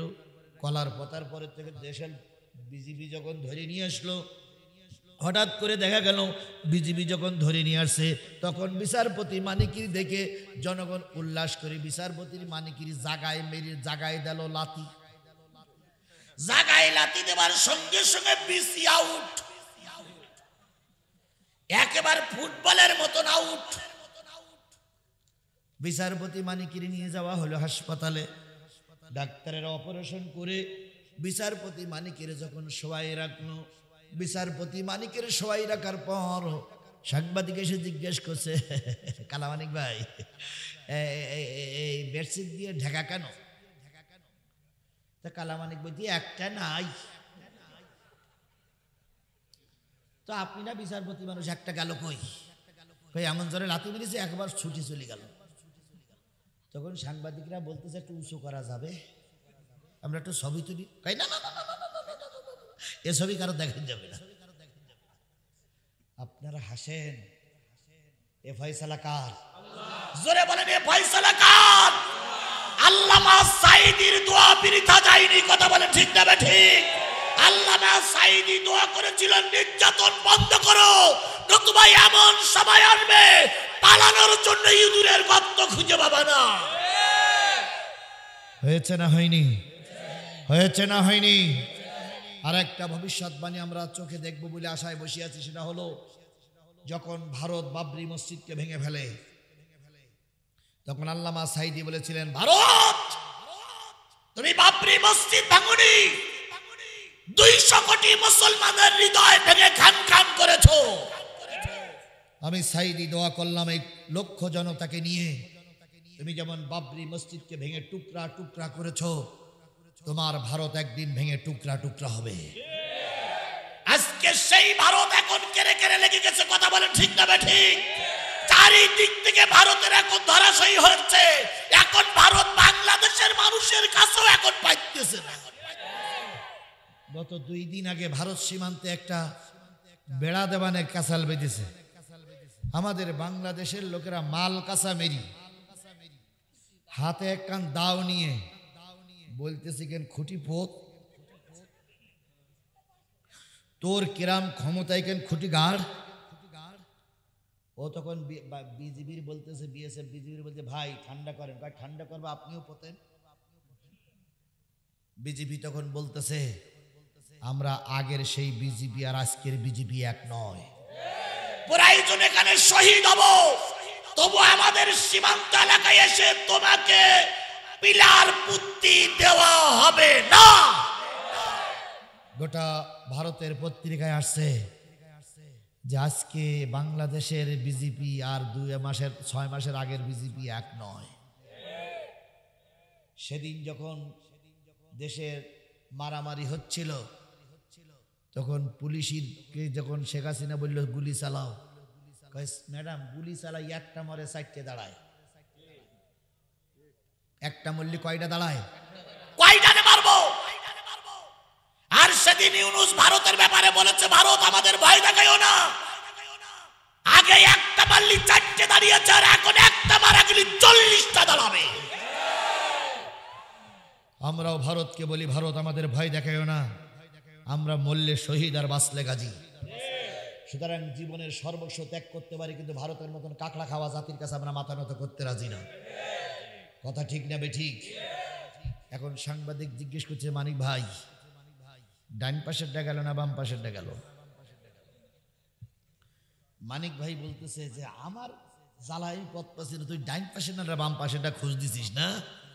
তখন সাংবাদিক বলেছিল, আপনি না আল্লামা সাঈদীর ফাঁসি দাবি করেছিলেন? আপনারা দাবি করেছিলেন, আমি দাবি মানি না, ফাঁসির কাস্টে ঝুলাতে হবে। এখন আপনার কি হবে? মানিক সাহেব তখন বলেছিলেন, অতীতের কথা আর মনে করে আমারে কষ্ট দিও না। আল্লামা সাঈদী চলে গেছে, দোয়া চলে যায়নি। আল্লামা সাঈদীর দোয়াটা এখনো বাংলাদেশের আনাচে কানাচে কাজ করতেছে। এই লক্ষ জনতার কাছে আমি জিজ্ঞেস করতে চাই, আপনারা কি আল্লামা সাঈদীর রক্তের প্রতিশোধ চান? আপনারা কি আল্লামা সাঈদীর বিচার চান? তাহলে আজকের এই বিশাল মাহফিল থেকে টার্গেট দিতে হবে। আল্লামা সাঈদীর শেষ ইচ্ছা ছিল বাংলার জমিনে কোরআনের রাজ কায়েম করার। আজকের থেকে শপথ নিতে হবে, এই কোরআনের রাজ কায়েমের জন্য আল্লামা সাঈদী যে কষ্ট করতে করতে চলে গেছেন, আমরা ওই কষ্ট শুরু করে ওই কষ্ট শেষ করে ওই ইসলামী কায়েম করার পরে আমরা ময়দান ছেড়ে দেব। ইনশাল্লাহ বলেন, ইনশাল্লাহ বলেন, ইনশাল্লাহ বলেন। আমার ভাইয়েরা, বলতেছিলাম ঈসা আলাইহিস সালাম কিসের কাজ করতে বাইর হইছে? আর ইহুদি পিছনে লেগে গেছে, হুজুরকে কি করবে? মেরেই দেবে, মেরেই দেবে, মেরেই দেবে। এখন হুজুর যখন বললেন তোমার কাছে অস্ত্র আছে, আমি জানি, কারণ আমি ঈসা চোখ বন্ধ করলে সব দেখতে পাই। তখন বলছে, হুজুর হুজুর ভুল বুঝবেন না, হুজুর আমি আপনার সঙ্গে একটু সফরে যাব। হযরত ঈসা আলাইহিস সালাম বললেন, নিয়ত ঠিক করো, তুমি যদি সফরে যাওয়ার নিয়ত হয় দুপুরে বেলার খাওয়া নিয়ে এসো, যেহেতু আমি অনেক দূরে সফরে যাব। লোকটি বাড়ি গেলেন, বাড়ি যাওয়ার পরে দুপুরের খাওয়া নিয়ে আসলেন। আনার পরে দুইজন চলছে, চলতে চলতে চলতে চলতে চলতে চলতে কিছু দূর যাওয়ার পরে দুপুর হয়ে গেছে। হযরত ঈসা আলাইহিস সালাম বললেন, ভাই ইহুদি আসো, দুইজনে বসে একটু খানা পিনা করে নেই। হযরত ঈসা আলাইহিস সালাম একটা রুটি বের করে বলতেছে, তোমার কাছে কি আছে? তখন ওই লোকটা যখন প্রথম এসেছিলেন তখন বলেছিলেন, হুজুর আমার কাছে 2খানা রুটি আছে, তরবারি রেখে আসছে, আপনার আর মারার নিয়ত নেই। ঈসা আলাইহিস সালাম এবার রুটি কান বাইর করে বলতেছে, ভাই তোমার কাছে কখন রুটি আছে? ওই লোকটা চিন্তা করলো, আমার কাছে 2 রুটি আছে, যদি ঈসা হুজুরের কাছে দেই তাহলে হুজুর অর্ধেক বেশি খাবে। এই জন্য 1 কান বের করে দিয়ে বলতো, হুজুর এই 1 কান রুটি আমার কাছে আছে। ঈসা আলাইহিস সালাম বলতেছে, তুমি যে সকালবেলা বললে 2 খন, কয় ওটা মুখ ফসকে বলে ফেলাইছি। হযরত ঈসা আলাইহিস সালাম বললেন, ভাই তুমি আমার ব্যাপারে কতটুকু জানো? অনেক বছর আগে, 100 বছর আগে মানুষ মারা গেছে, তার কবরের পাশে যদি বলি কুম বিজনিল্লাহ, সে কি হয়ে যায়? জিন্দা হয়ে যায়, দাঁড়িয়ে যায়। যদি একটা অন্ধ লোক আমার সামনে আসে, অন্ধ লোকের হাতে চোখের পেরোয় হাত বুলাই দিলে, লাঠি বুলাই দিলে অন্ধ লোকটা ভালো হয়ে যায়। তুমি কি জানো না তোমার কাছে কখন রুটি আছে? আমি কি জানি না। লোকটি বললেন, হুজুর জানেন আর না জানেন 1 কানের বেশি দেওয়া যাবে না। এরকম ইহুদির বাচ্চা আমাদের সমাজে আছে না নাই? আরো জোরে বলেন, আছে না নাই? বিএনপি জামাতের জন্য একরকম নিয়ম, আর আওয়ামী লীগ যুবলীগের জন্য আর একরকম নিয়ম। কি কায়দায় মিছিল করতো, ধর ধর হুজুর, ধর হুজুর, ধৈর্য জবাই কর। একটা দুটো শিবির ধর, ধৈরা ধৈরা জবাই কর। জামাত শিবির ধরে, জামাত ধর, শিবির ধর, ধৈরা ধৈরা কি কর? জবাই কর, সকাল বিকাল নাস্তা কর। এখন সেই জামাত শিবির বিএনপিরা ছাত্র দলের আছে, যদি উল্টো মিছিল করি, একটা দুটো ছাত্রলীগ ধর, ধৈরা ধৈরা ক্যাঙ্কা লাগবে, ক্যাঙ্কা লাগবে দুলা ভাই। কিন্তু আমাদের উপরের থেকে নির্দেশ এসেছে, খবরদার খবরদার, শয়তানি বদমাইশি করা যাবে না। তারেক জিয়া বলে দিয়েছে, যদি কেউ জঙ্গিবাদের সঙ্গে জড়িত হয়, যদি কেউ সাদাবাদীর সঙ্গে জড়িত হয়, ধরো, ঠ্যাং ভাঙো, পুলিশই দাও। তাহলে তারেক জিয়ার এই কথাটা যদি আমরা মেনে চলি, বাংলাদেশের আমিরে জামাত বলেছে, জামাত শিবিরের কোন লোক যদি কি বলে চাঁদাবাজিদের সঙ্গে জড়িত হয়, ধরো, জেলে ঢুকাও, পুলিশে দাও। আমি যতটুকু জানি, স্পষ্ট করে কোরআন শপথ করে বলতে পারি, জামাত শিবিরের যারা প্রকৃত লোক তারা কখনো চাঁদাবাজিতে জড়িত হয় না। এটা আমি চ্যালেঞ্জ করে বলতে পারি, চ্যালেঞ্জ করে বলতে পারি, চ্যালেঞ্জ করে বলতে পারি। আপনারা কি আমার সঙ্গে একমত? কোন শিবিরের কর্মী, কোন শিবিরের সাথী, কোন শিবিরের সদস্য বেনামাজি দেখাই দিতে পারবেন? একটা দেখাই দেন তো, যে হুজুর শিবিরের সাথী, শিবিরের সদস্য, শিবিরের কর্মী বেনামাজি। জামাতের একটা কর্মী রিপোর্ট রাখে, এই কর্মী বেনামাজি হলে সে রিপোর্ট রাখতে পারবে না, কারণ তার রিপোর্টের একটা কলম আছে, দৈনিক কয়েকটা নামাজ জামাতে পড়া লাগে। তা সেটা তার কলম পূরণ করতে যদি না লেখে তো কলম পূরণ করবে কি করে? সুতরাং বিএনপির ভাইদের বলি, জামাতের ভাইদের বলি, যেই জঙ্গিবাদ তাড়ানোর জন্য আন্দোলন করলাম, যেই চাঁদাবাজিদের তাড়ানোর জন্য আন্দোলন করলাম, সেই চাঁদাবাজি যদি এখনো থাকে তাহলে আন্দোলন করে লাভ হলো কি? আমরা চাঁদাবাজ চাই? জোরে বলেন, চাঁদাবাজ চাই? যদি মনে করেন আপনার পেটে বিরাট ক্ষুধা, ভ্যান চালান। যদি মনে করেন হুজুর আমার পেটে বিরাট ক্ষুধা, আমার সঙ্গে থাকেন, আমি যেখানে যেখানে সফর করি আমার ব্যাগটা নিয়ে যান। প্রতিদিন 300 করে 400 করে টাকা পাবেন, আর যত পারবেন খাবেন।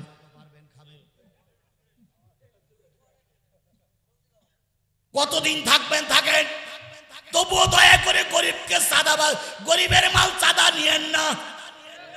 ছোট্ট একটা মুদিখানার দোকান করেছে, সেখান থেকে সন্ধ্যেবেলা বলতেছে তোর প্রতিদিন 300 করে টাকা দিতে হবে। কেন এটা তোমার দুলাভাই টাকা, চামড়া খুলি ভালো একদম। অটোওয়ালাদের কাছে চান্দা নিচ্ছে, দোকানদারের কাছে চান্দা নিচ্ছে, আর বিভিন্ন দলের পরিচয় দিচ্ছে। ধরবো আর একদম চামড়া ছিলে ফেলবো। ফাজলামি শেষ, বন্ধ করো। এটা ফাজলামির দেশ নয়। ছাত্ররা জীবন দিল চাঁদা আদায়ের জন্য নয়।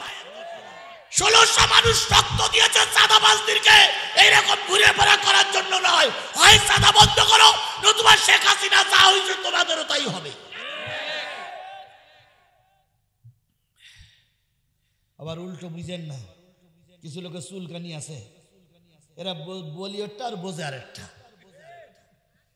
আমি কিন্তু জামাত ইসলামের কথাও বলতেছি, কথা বলেন ঠিক না ঠিক? আমি কিন্তু জমায়েতের পক্ষে কথা বলার জন্য আসিনি। আমি এসেছি কিসের পক্ষে কথা বলার জন্য? কোরআনের পক্ষে কথা বলতে গিয়ে যদি আওয়ামী লীগের পক্ষে যায় আলহামদুলিল্লাহ, যদি জামাতের বিপক্ষে যায় সুবহানাল্লাহ। কারণ জামাত ইসলাম মনে করো না যে হুজুরির আমি কিনে নিয়েছি, আমি কারোর কাছে মাথা বিক্রি করিনি। আমাকে হক কথা বলতেই হবে। কথা বলেন, কথা বলেন, কথা বলেন। আর হক কথা বলি বলি বিএনপি আওলারা আমার ভালোবাসে। হক কথা বলি বলি জামাতের কিছু লোক ভালোবাসে। হয়তো দুই একজনের মনে হয় হুজুর একটু চেল্লামেল্লি করে। চেল্লামেল্লি না করি তোমরা তো সাহিজ হবা না। চেল্লামেল্লি এমনি করি না, ভালো কথায় আসলে সোজা হও না তোমরা। ইহুদি কয়খানা রুটি বাইর করেছে, ছিল কয়খান? ঈসা আলাইহিস সালাম বলতে, ভাই রে আমি যে আল্লাহর রাসূল তা তুই জানিস? তো জানি আর না জানি এক কান, জানি আর না জানি এক। ঈসা আলাইহিস সালাম বলতেছে, আল্লাহ মানুষ লুবি হয়, তাই এত লুবি হয় এটা আমি কখনো ধারণা করতে পারিনি। আচ্ছা বলুন তো, বাংলাদেশে যতগুলো বক্তা ওয়াজ করতেছে সবচেয়ে প্রিয় বক্তার নাম কি এখন বর্তমান বাংলাদেশে? আরেকটু জোরে বলুন তো। আজহারির চাইতে জনপ্রিয় বক্তার বাংলাদেশে কেউ আছে? বর্তমান নেই। তবে হ্যাঁ, আজহারির চাইতে জনপ্রিয় ব্যক্তি ছিলেন, তিনি হচ্ছেন আল্লামা সাঈদী। এখন আল্লামা সাঈদী নেই, এখন আজহারি হলেন এদেশের সর্বোচ্চ জনপ্রিয় ব্যক্তি। তার মাহফিলে কয় হাজার লোক হয়? হাজার টাজার না, 25 লাখ লোক হয়। আমার মাহফিলে 2500, আমার মাহফিলে 2500 হয় না, তার মাহফিলে কয় লাখ লোক হয়? এখন আমি যদি ওনার লোক দেখিয়ে যদি বলি ও আজহারি লোক ভাড়া করে নিয়ে আইছে,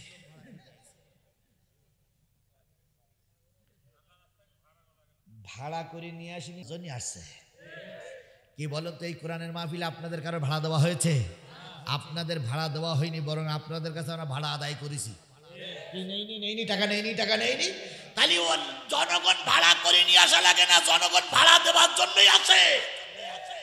যারা আজহারি সম্পর্কে বাজে মন্তব্য করেছে তওবা করুন, নতুবা একদিন আল্লাহর কাছে আপনাদের কৈফিয়ত দিতে হবে। তবে আপনারা আজকে একটা জিনিস তৈরি হবেন, সেটা হলো সাদিকুর রহমান হাশমি বলে একজন ভদ্রলোক, আল আমিন হাশমি দরবার শরীফ চট্টগ্রাম, তিনি বলেছেন আজহারির যদি মাথার খুলি কেউ এনে দিতে পারে তাকে নাকি তিনি 10 লক্ষ টাকা পুরস্কার দিবেন। কথাটা বুঝতে পেরেছেন? আবারও বলি, আজহারির যদি কেউ মাথা কাল্লা কেটে এনে ওই হাশমির কাছে, এই সাদিকুর রহমান হাশিমির কাছে কেউ জমা দিতে পারে, তাকে কয় লক্ষ টাকা দেবে? 10 লক্ষ টাকা দেবে। শুধু তাই বলিনি, উনি বলেছেন 3 খণ্ড করে এনে দিতে পারলেও তাকে 10 লক্ষ টাকা দেওয়া হবে। বাংলাদেশ সরকারকে বলি, আপনি কি কালো চশমা পরিয়ে আছেন না সাদা চশমা পরিয়ে আছেন?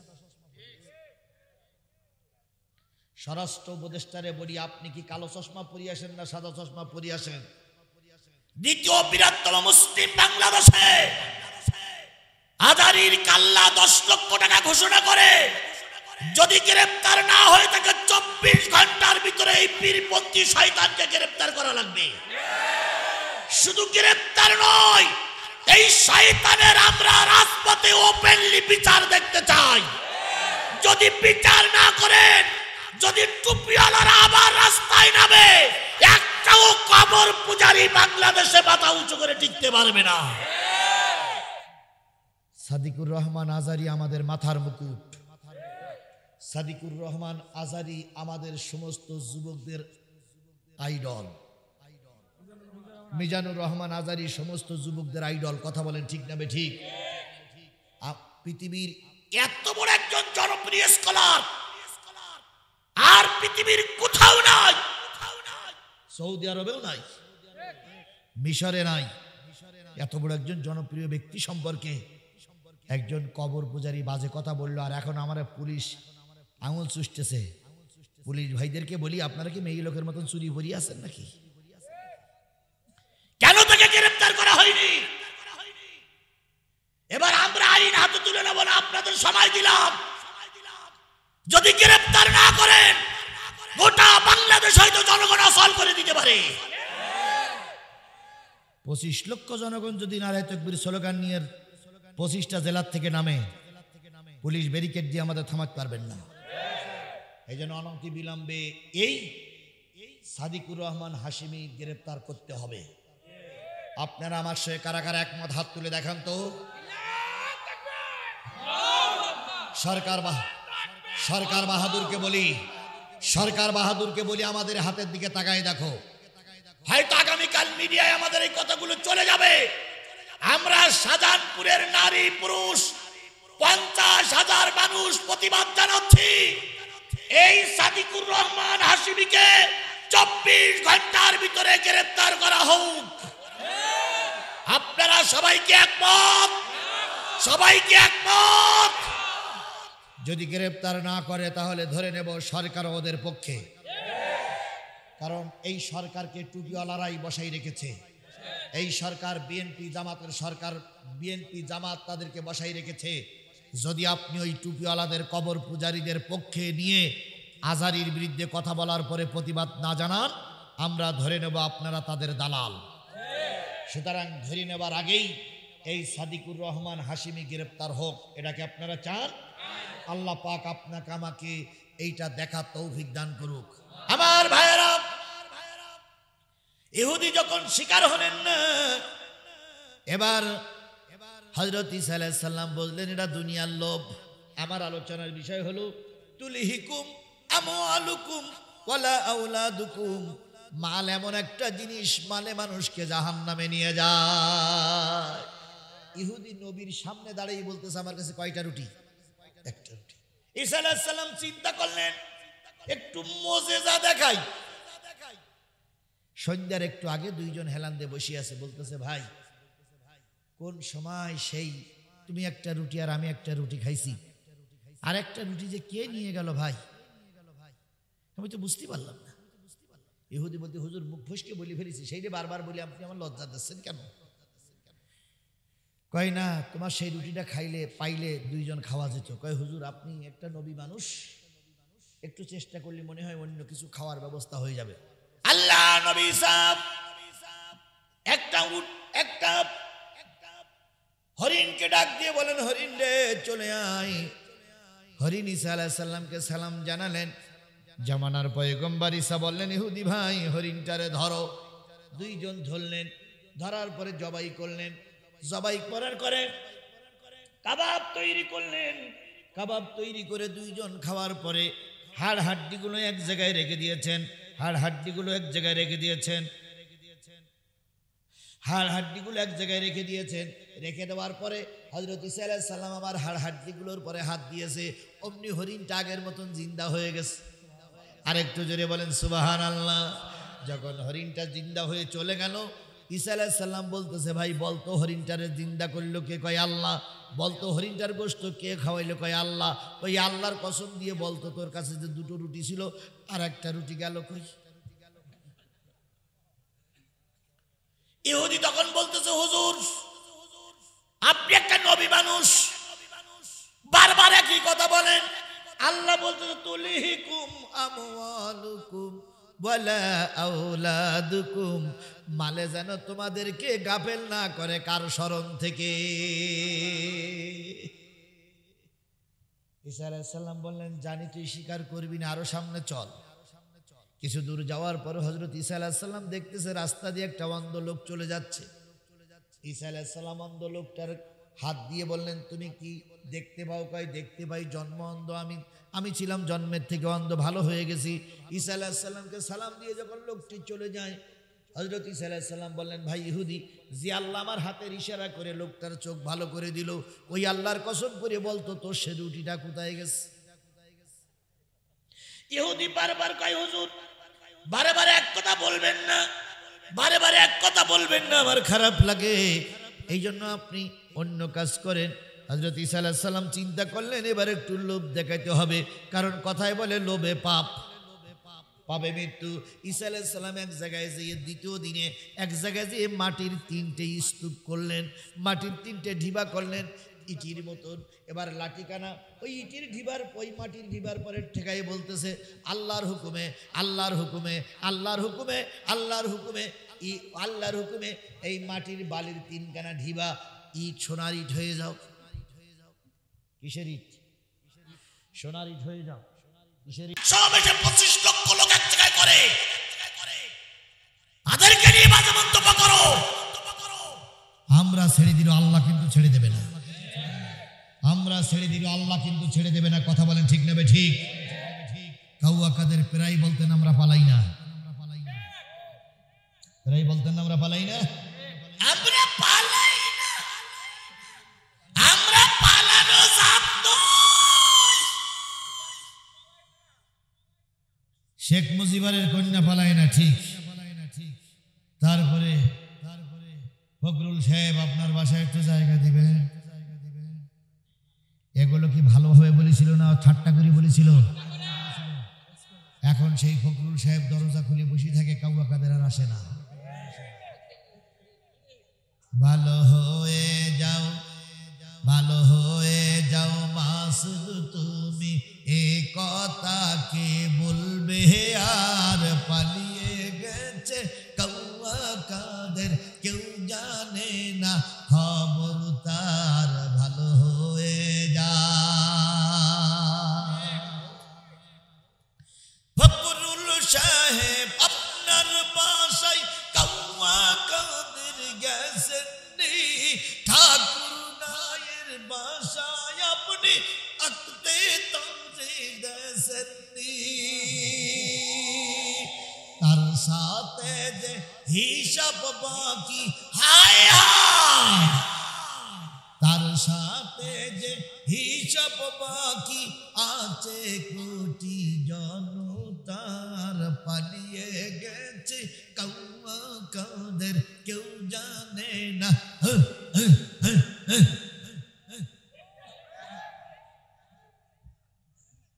সুতরাং কাউকে ক্রিটিসাইজ করেন না, কোন আলেমদেরকে নিয়ে ক্রিটিসাইজ করেন না, ধরা পড়ে যাবেন। ঈসা আলাইহিস সালাম কয়খানা ইট দিয়ে গেলেন আর বলে গেলেন তুই হজম করতে। আল্লাহর ওলিরা মৃত্যুবরণ করেছে, প্রতিটা ওলি যাওয়ার সময় বলেছে, ও বিচারপতি তোমরা আমাদের ফাঁসি দিতে পারো, কিন্তু একটা দিন মনে রেখো, এই সরকার চিরকাল ক্ষমতায় থাকতে পারবে না। আচ্ছা, পৃথিবীর ইতিহাসে এমন কেউ দেখেছে যে একবার উপরে চেয়ারের থেকে নিচে পর্যন্ত সবাই পালাই যায়? প্রধানমন্ত্রী গেছে, এমপিরা গেছে, মন্ত্রীরা গেছে, ও আল্লাহ মসজিদের ইমাম পর্যন্ত চলে গেছে। কি মসজিদের ইমাম যায়নি? ওই যে বাইতুল্লাহর কি বলে, বাইতুল মুকাররমের ইমাম ছিল মুফতি রুহুল আমিন, ও পালাই গেছে। ফরিদউদ্দিন মাসুদ শোলাকিয়ার ইমাম চলে গেছে। আমাদের ওই এলাকায় যারা যারা দালালি করতো, মেম্বার থেকে শুরু করে সবাই পালাই গেছে, পুলিশ পালাই গেছে, বিচারপতি পালাই গেছে। এইরকম পালানো জাত পৃথিবীর ইতিহাসে কেউ কোনো জায়গায় দেখিনি। একমাত্র এরাই ইতিহাস করে রাখলো, ইতিহাস করে রাখলো, ইতিহাস করে রাখলো, ইতিহাস করে রাখলো। ঈসা আলাইহিস সালাম বললেন, শোনো, দুনিয়ার লোভে তুমি সবকিছু করতেছো, জেনে রাখো এই ইট হজম করতে পারবে না। নবীদের দোয়া, ওলিদের দোয়া বৃথা। ভাই বসে দোয়া করেন, বসেন মুরব্বি, বসে মুরব্বি, বসে বলিস ভাই কত বেজে দেখেন তো। না না না না না না না না না না না না, ফজরের নামাজ কাজা করা যাবে না। জি, ফজরের নামাজ কাজা করা যাবে না। এখানে পড়বেন না, কত পড়বেন আপনারা? আর মাত্র 10টা মিনিট। জি জি ভাই,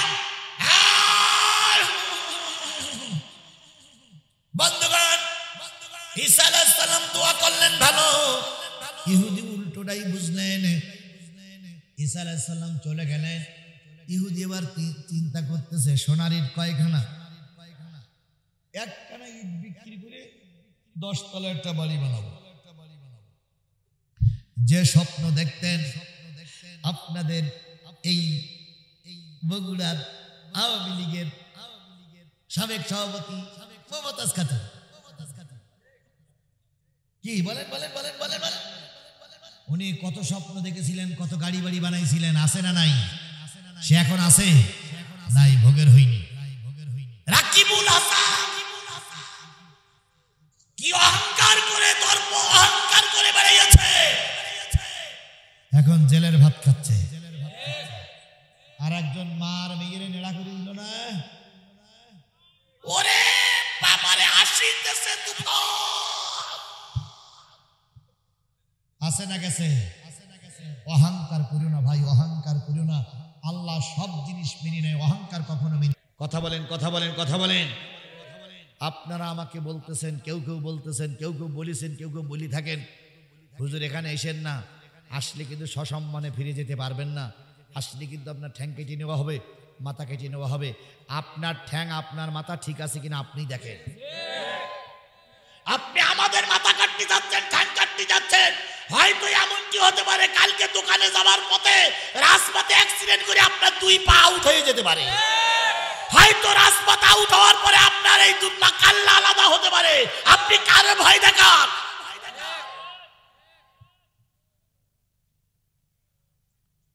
ফাজলামি বন্ধ করো। কষ্ট লাগে, আওয়ামী লীগের কাছে মার খেলে একবারও কষ্ট লাগতো না, কারণ আমরা হইল বামপন্থী, ওরা আমার মারতে পারে। কিন্তু যখন জামাতের লোক আর বিএনপির লোক যদি আমার মারে, বলেন ভাই, আপনারা আমার ভাই, আজকে যে সেল্লানগুলো চিল্লাই, এই সেল্লানগুলো যখন আওয়ামী লীগের সময় আমি হলো চিল্লাইছি, তখন জামাত বিএনপির লোক আমাকে স্যালুট দিত, বলতো বাঘের বাচ্চা। আর এখন সেই কথাগুলো বললে অনেকেই সমালোচনা করেন। কোথায় ছিলেন আপনারা বিপদের দিন? কোথায় ছিলেন আপনারা বিপদের দিন? যেদিন আওয়ামী লীগ আমাকে মঞ্চে উঠতে দেয়নি, যেদিন লাইট বন্ধ করে মঞ্চ থেকে নেমে যেতে হয়েছে, যেদিন টুপি খুলে মাফলার চলে আসতে হয়েছে, যেদিন আমি একাই একাই ময়দানে চলে গেছি, ভ্যানে চড়ে, রিক্সায় চলে যেতে হয়েছে, সেদিন এত বড় বড় নেতারা কোথায় ছিলেন আপনারা? আপনি কোন জায়গায় আছেন আর আমি কোন জায়গায় আছেন একবার হিসেব করে দেখুন। আপনি মানুষ, আমিও মানুষ। ভুল ভ্রান্তির ঊর্ধ্বে আমরা কেউ নই। ভুল ভ্রান্তি হলে সংশোধনে আসতে হবে। আওয়ামী লীগের আমলে কিছু লোক মাহফিলের টাকা বাইনা করেছিলেন, মাহফিল করতে পারেনি, তারপরও তো আমি মাহফিল করেছি। শাহজাহানপুর গত বছর মাহফিল হয়নি, তার আগের বছর মাহফিল হয়নি, তার আগের বছর মাহফিল হয়নি, শাহজাহানপুর টোটালি তো বন্ধ হয়নি। আমি লাঠিগঞ্জে মাহফিল করে গেছি, আমি জালসুকায় মাহফিল করেছি, গত বছর শাহজাহানপুরের অনেক জায়গায় মাহফিল করেছি। আপনি 10 বছর আগে দাওয়াত করেছিলেন, করতে পারেননি, তার জন্য আমাকে দোষ করতেছেন কেন? আপনি আপনি করে নেন। হ্যাঁ, সময় অসময় হতে পারে। 5 তারিখের পরে, বিশ্বাস করুন, কোরআন শরীফ শপথ করে বলতেছি, 5 তারিখে এই দেশ স্বাধীন করার পরে 10 দিনের ভিতরে গোটা ডায়েরি ফুল। 10 দিনের ভিতরে ডায়েরির এক কোনো জায়গা তো ফাঁকা নাই। যদি বলেন আজকের এই মাহফিলটা কি করে হলো, আজকের এই মাহফিলটা ছিল হলো গোবিন্দগঞ্জে। এই মাহফিলটা ছিল গোবিন্দগঞ্জে। হঠাৎ করে গোবিন্দগঞ্জে আলাদের সঙ্গে মাহফিলটা করবেন না। আমি আমার কলিগদের বললাম যে মাহফিল তো করবেন না, কি করা যায়?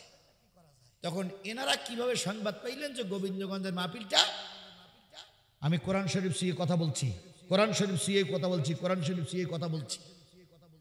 যখন বললেন যে গোবিন্দগঞ্জের মাহফিলটা হবে না, তখন এনারা বলেন তাহলে এই সুযোগটা আমরাই গ্রহণ করি। এই জন্য এই জায়গার মাহফিলটা হয়েছে। নতুবা আমার ডায়েরির যে অবস্থা, রমজানের পরও 1.5 মাস যাবে, তারপরে নতুন দাওয়াত নেওয়ার কোনো সুযোগ নাই। আপনারা যদি ওইটা মনে করেন যে হুজুর আমার দাওয়াত নিতে পারলেন না, ওর দাওয়াত নিতে পারেন না, আমার ভুল হয়ে গেছে, মাইকিং করা লাগতো যে আমার একদিন ফাঁকা আছে কেনা নেবা, একদিন ফাঁকা আছে কেনা নেবা, নাই পেপারে দিতে হইতো। এই পেপারে দেইনি, এইটাই হলো আমার ভুল। ভাই আপনি আমার ভাই, আমি আপনার ভাই, যা বলবেন একালে হয়তো সব বিচার পাওয়া যাবে না, কিন্তু পরকাল বলে একটা কাল আছে।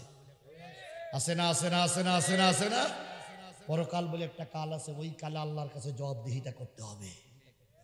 কারোর কাল্লা আলাদা করতে যাইয়েন না, আপনার কাল্লা ঠিক থাকবে কিনা হিসেব করুন। আওয়ামী লীগ কিন্তু অনেকের কাল্লা আলাদা করতে চাইছিল, কিন্তু নিজেদের কাল্লা এখন ঠিক নাই। আওয়ামী লীগ বলেছিল মরার আগ পর্যন্ত ক্ষমতা ছাড়বো না, এখন আমরা আছি তারা নাই। ভাই কে কখন চলে যাবে, আমিও যে রাস্তায় পড়ে থাকবো না তারও কোনো মানে হয় না। এই জন্য আমার ব্যাপারে যেন আপনার কষ্ট না হয়, আপনার ব্যাপারে যেন আমার কষ্ট না হয়, এগুলো আমরা মেনে গুনে চলবো ইনশাআল্লাহ। আর একটু জোরে বলেন ইনশাআল্লাহ। ইহুদি 3 খানা রুটি নিয়ে বসে আছে। ঈসা আলাইহিস সালাম চলে গেলেন। কিছুক্ষণ পর এই লোকটা চিন্তা করতেছে, 1 কানিট বিক্রি করে কয়তলা বাড়ি বানাবো?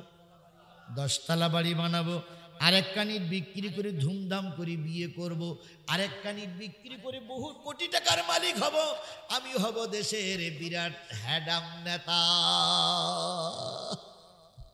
হঠাৎ করে দেখা গেল যে মরুভূমির বুক চিরে 2 যুবক আসতেছে। তখন এ লোক চিন্তা করলে ওই যুবকেরা যদি দেখি ফেলে তাহলে ইটির ভাগ চাবে। ও তাড়াতাড়ি মাটি চাপা দিয়ে ইট বন্ধ করে রেখেছে। বন্ধ করে এবার বসে আছে ইটির পরে। ওরা দুজন এসে বলছে, এই বাড়ি কোথায়? আমি হ্যাডাম নেতা। কয় হ্যাডাম নেতাটা বাড়ি কোথায়? কয় বাড়ি আমার অন্য জায়গায়। এই বাড়ির ভিতরে কি ঢাকলি? কয় কিছুই না। 2-4 বাড়ি যখন দেশে তখন নেতা বলতেছে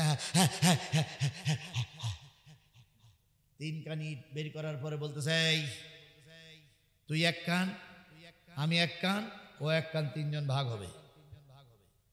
অগত্যা লোকটা চিন্তা করতেছে, এরা যখন দেখেই ফেলিছে তখন তো ভাগ করবে, আমার তো আর রাখতে দেবে না। তখন ও বলতেছে, ভাই আচ্ছা ঠিক আছে।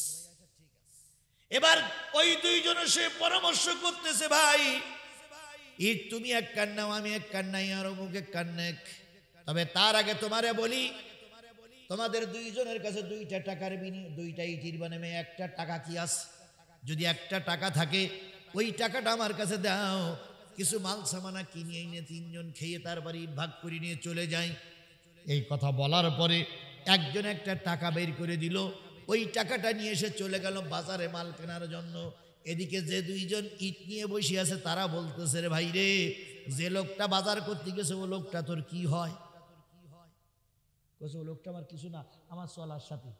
কয় তাহলে ও যদি আমরা মেরে দিতে পারি তাহলে তুই 1.5 খান, আমি 1.5 খান। ঈসা আলাইহিস সালাম বলেছে, কি হবে না? কি হবে না? হজম করতে পারবা না। নবীদের দোয়া বৃথা যায় না। কথা বলেন ঠিক না বেঠিক? বন্দুকের গুলি মিস হতে পারে, নবীদের দোয়া মিস হতে পারে না। তো বলতেছে তাহলে কি করা যায়? কই ও আসলি পার ওর বেরি ফেলতে হবে, দেরি করলি কেন? কই দেরি যদি না করে, কই না করলু মাইস। আর ও চিন্তা করতেছে, আমি খাদ্য কিনতে আসছে, এই খাদ্যের ভিতরে যদি বিষ মিশ্রিত করতে পারি, আমি যেয়ে বলবো বাজার থেকে খেয়ে আসছি, আর ওরা 2 জন যদি খায় তাহলে দেখা যাবে ওরাই 2 জন মারা যাবে, আমি 3 কানি নিয়ে চলে যাব। আল্লাহ নবী ঈসা বলেছে হজম করতে পারবা না। হযরত ঈসা আলাইহিস সালাম বলে চলে গেছে ইট নিয়ে কামড়া কামড়ি। খাওয়ারওয়ালা খাওয়ার নিয়ে আসার পরে, খাদ্য নিয়ে আসার পরে বলছে দেরি করলি কেন? কসে কে বল গেলাম আর কে বলে এখন দেরি হল। কথার পরে কথা বলি মাছ মারতে মারতে ও গেছে মরি। এবার এরা 2 জন চিন্তা করতেছে, ভাই আয় ছেলে, ওরা 2 জন চিন্তা করতে খেয়েই নেই, আগে পেট ঠান্ডা করে নেই। ও 2 জন খেয়ে মারা গেছে, আর ও পিটান খেয়ে মারা গেছে। আল্লাহ রাব্বুল আলামিন বলতেছে, ওয়ানফিকু মিম্মা রাযাকনাকুম মিন ক্বাবলু আই মিন কাবলি আইয়াতিয়া আহাদাকুমুল মাউত। সিদ্ধান্ত নাও, আল্লাহ যে সম্পদ দিয়েছে এই সম্পদ থেকে দান করবে মৃত্যু আসার আগে। কি আসার আগে? মৃত্যু আসার আগে। নতুবা এমন সময় আসবে তুমি তোমার সময় হিসাবে লাউলা আখারতানি ইলা আজালিন করিব, কিছু সময় আমাকে দাও আমি দান করি। আল্লাহ বললেন ওই সময় আর তোমাকে দেওয়া হবে না। তখন তুমি বলবে ফাসাদ্দাকা আকুম মিনাস সালিহিন, আয় আল্লাহ একটু সময় আমাকে দাও, আমি দান করে সত্যবাদীদের সঙ্গে থেকে আসবো। আল্লাহ কয় ওই সময় আর তোমার দেওয়া হবে না। তিনজন মারা গেছে, ইট তিন গান পড়িয়াছে। ঈসা আলাইহিস সালাম 1 সপ্তাহ ফিরে এসে দেখে যে 3 জন লোক আর 3 কান ইট পড়িয়াছে। ঈসা আলাইহিস সালাম চিন্তা করলে 3 জন লোক মারা গেল কেন, আর ইট পড়িয়াছে কেন? ঈসা আলাইহিস সালাম লাঠি ঠেকাই সব কটারে জিন্দা করে বলছে খবর কি? তো বলছে হুজুর এই ঘটনা। তখন ঈসা আলাইহিস সালাম 3 জনকে বলতেছে যে তোমরা 2 জন চলে যাও, আমিও চলে যাচ্ছি। ভাই দোয়া হবে, এখনই দোয়া হবে। তোমরা 2 জন চলে যাও, আমিও চলে যাচ্ছি, আর ইট 3 কানি কেনেই থাক। তখন ইহুদি বলতেছে হুজুর ওরা তো চলে গেছে, আর আপনি তো নবী মানুষ, ইটির তো আপনার দরকার না, তো ইট 3 কান আমি নিলি কেমন হয়? এর নাম দুনিয়ার লোভ, এর নাম দুনিয়া প্রীতি। কথা বলেন ঠিক না বেঠিক? ঈসা আলাইহিস সালাম এতক্ষণ পর্যন্ত বদদোয়া করেনি, এখন বদদোয়া বলতেছে আল্লাহ এরে ধর, আল্লাহ এরে ধরো। হযরত আবু হুরায়রা বর্ণনা করতেছেন সেই 3 খানা ইট সহ ওই ইহুদির বাচ্চা এখনো মাটির তলায় যেতেই আছে। কার বদদোয়া লেগেছে? তাহলে তাই যদি হয় আমরা বদদোয়া না কুড়িয়ে ভালো দোয়া দেব ইনশাআল্লাহ। ওয়ালা ইউআখিরাল্লাহু নাফসান ইযা জা আজালুহা, নির্ধারিত সময় যখন আসবে তখন আপনার মৃত্যু হবে, আগেও হবে না পরেও হবে না। আল্লাহ সব কিছু জানেন এবং শোনেন। আল্লাহ পাকের পক্ষ থেকে আমাদের মৃত্যুবরণ করার তৌফিক দান করুন। এখানে বিএনপি জামাত যারা আসছেন সবাই আমার কি? আরো জোরে বলেন সবাই আমার কি? আপনারা বিপদের দিনে আমার সাথে ছিলেন। কথা বলতে গিয়ে যদি কোনো ক্ষোভের কথা বলতে গিয়ে কারোর মনে দুঃখ পেয়ে থাকেন, আল্লাহর রাস্তায় আমাকে মাফ করবেন। আপনি আমার ভাই, আমি আপনার ভাই। কিয়ামতের দিন আল্লাহ যেন আপনাকে আমাকে জান্নাতের মেহমান হিসেবে কবুল করে। আমা তৌফিক ইল্লা বিল্লাহ ওয়া আখিরু দাওয়ানা আলহামদুলিল্লাহি রাব্বিল আলামিন। সূরা ফাতিহা ইখলাস শরীফ পড়ি। কেউ উঠবে না, কেউ উঠবে না, ভাই বসেন। বিসমিল্লাহির রহমানির রহিম আলহামদুলিল্লাহি রাব্বিল আলামিন আর রহমানির রহিম মালিকি ইয়াউমিদ্দিন ইয়্যাকা না'বুদু ওয়া ইয়্যাকা নাস্তাঈন।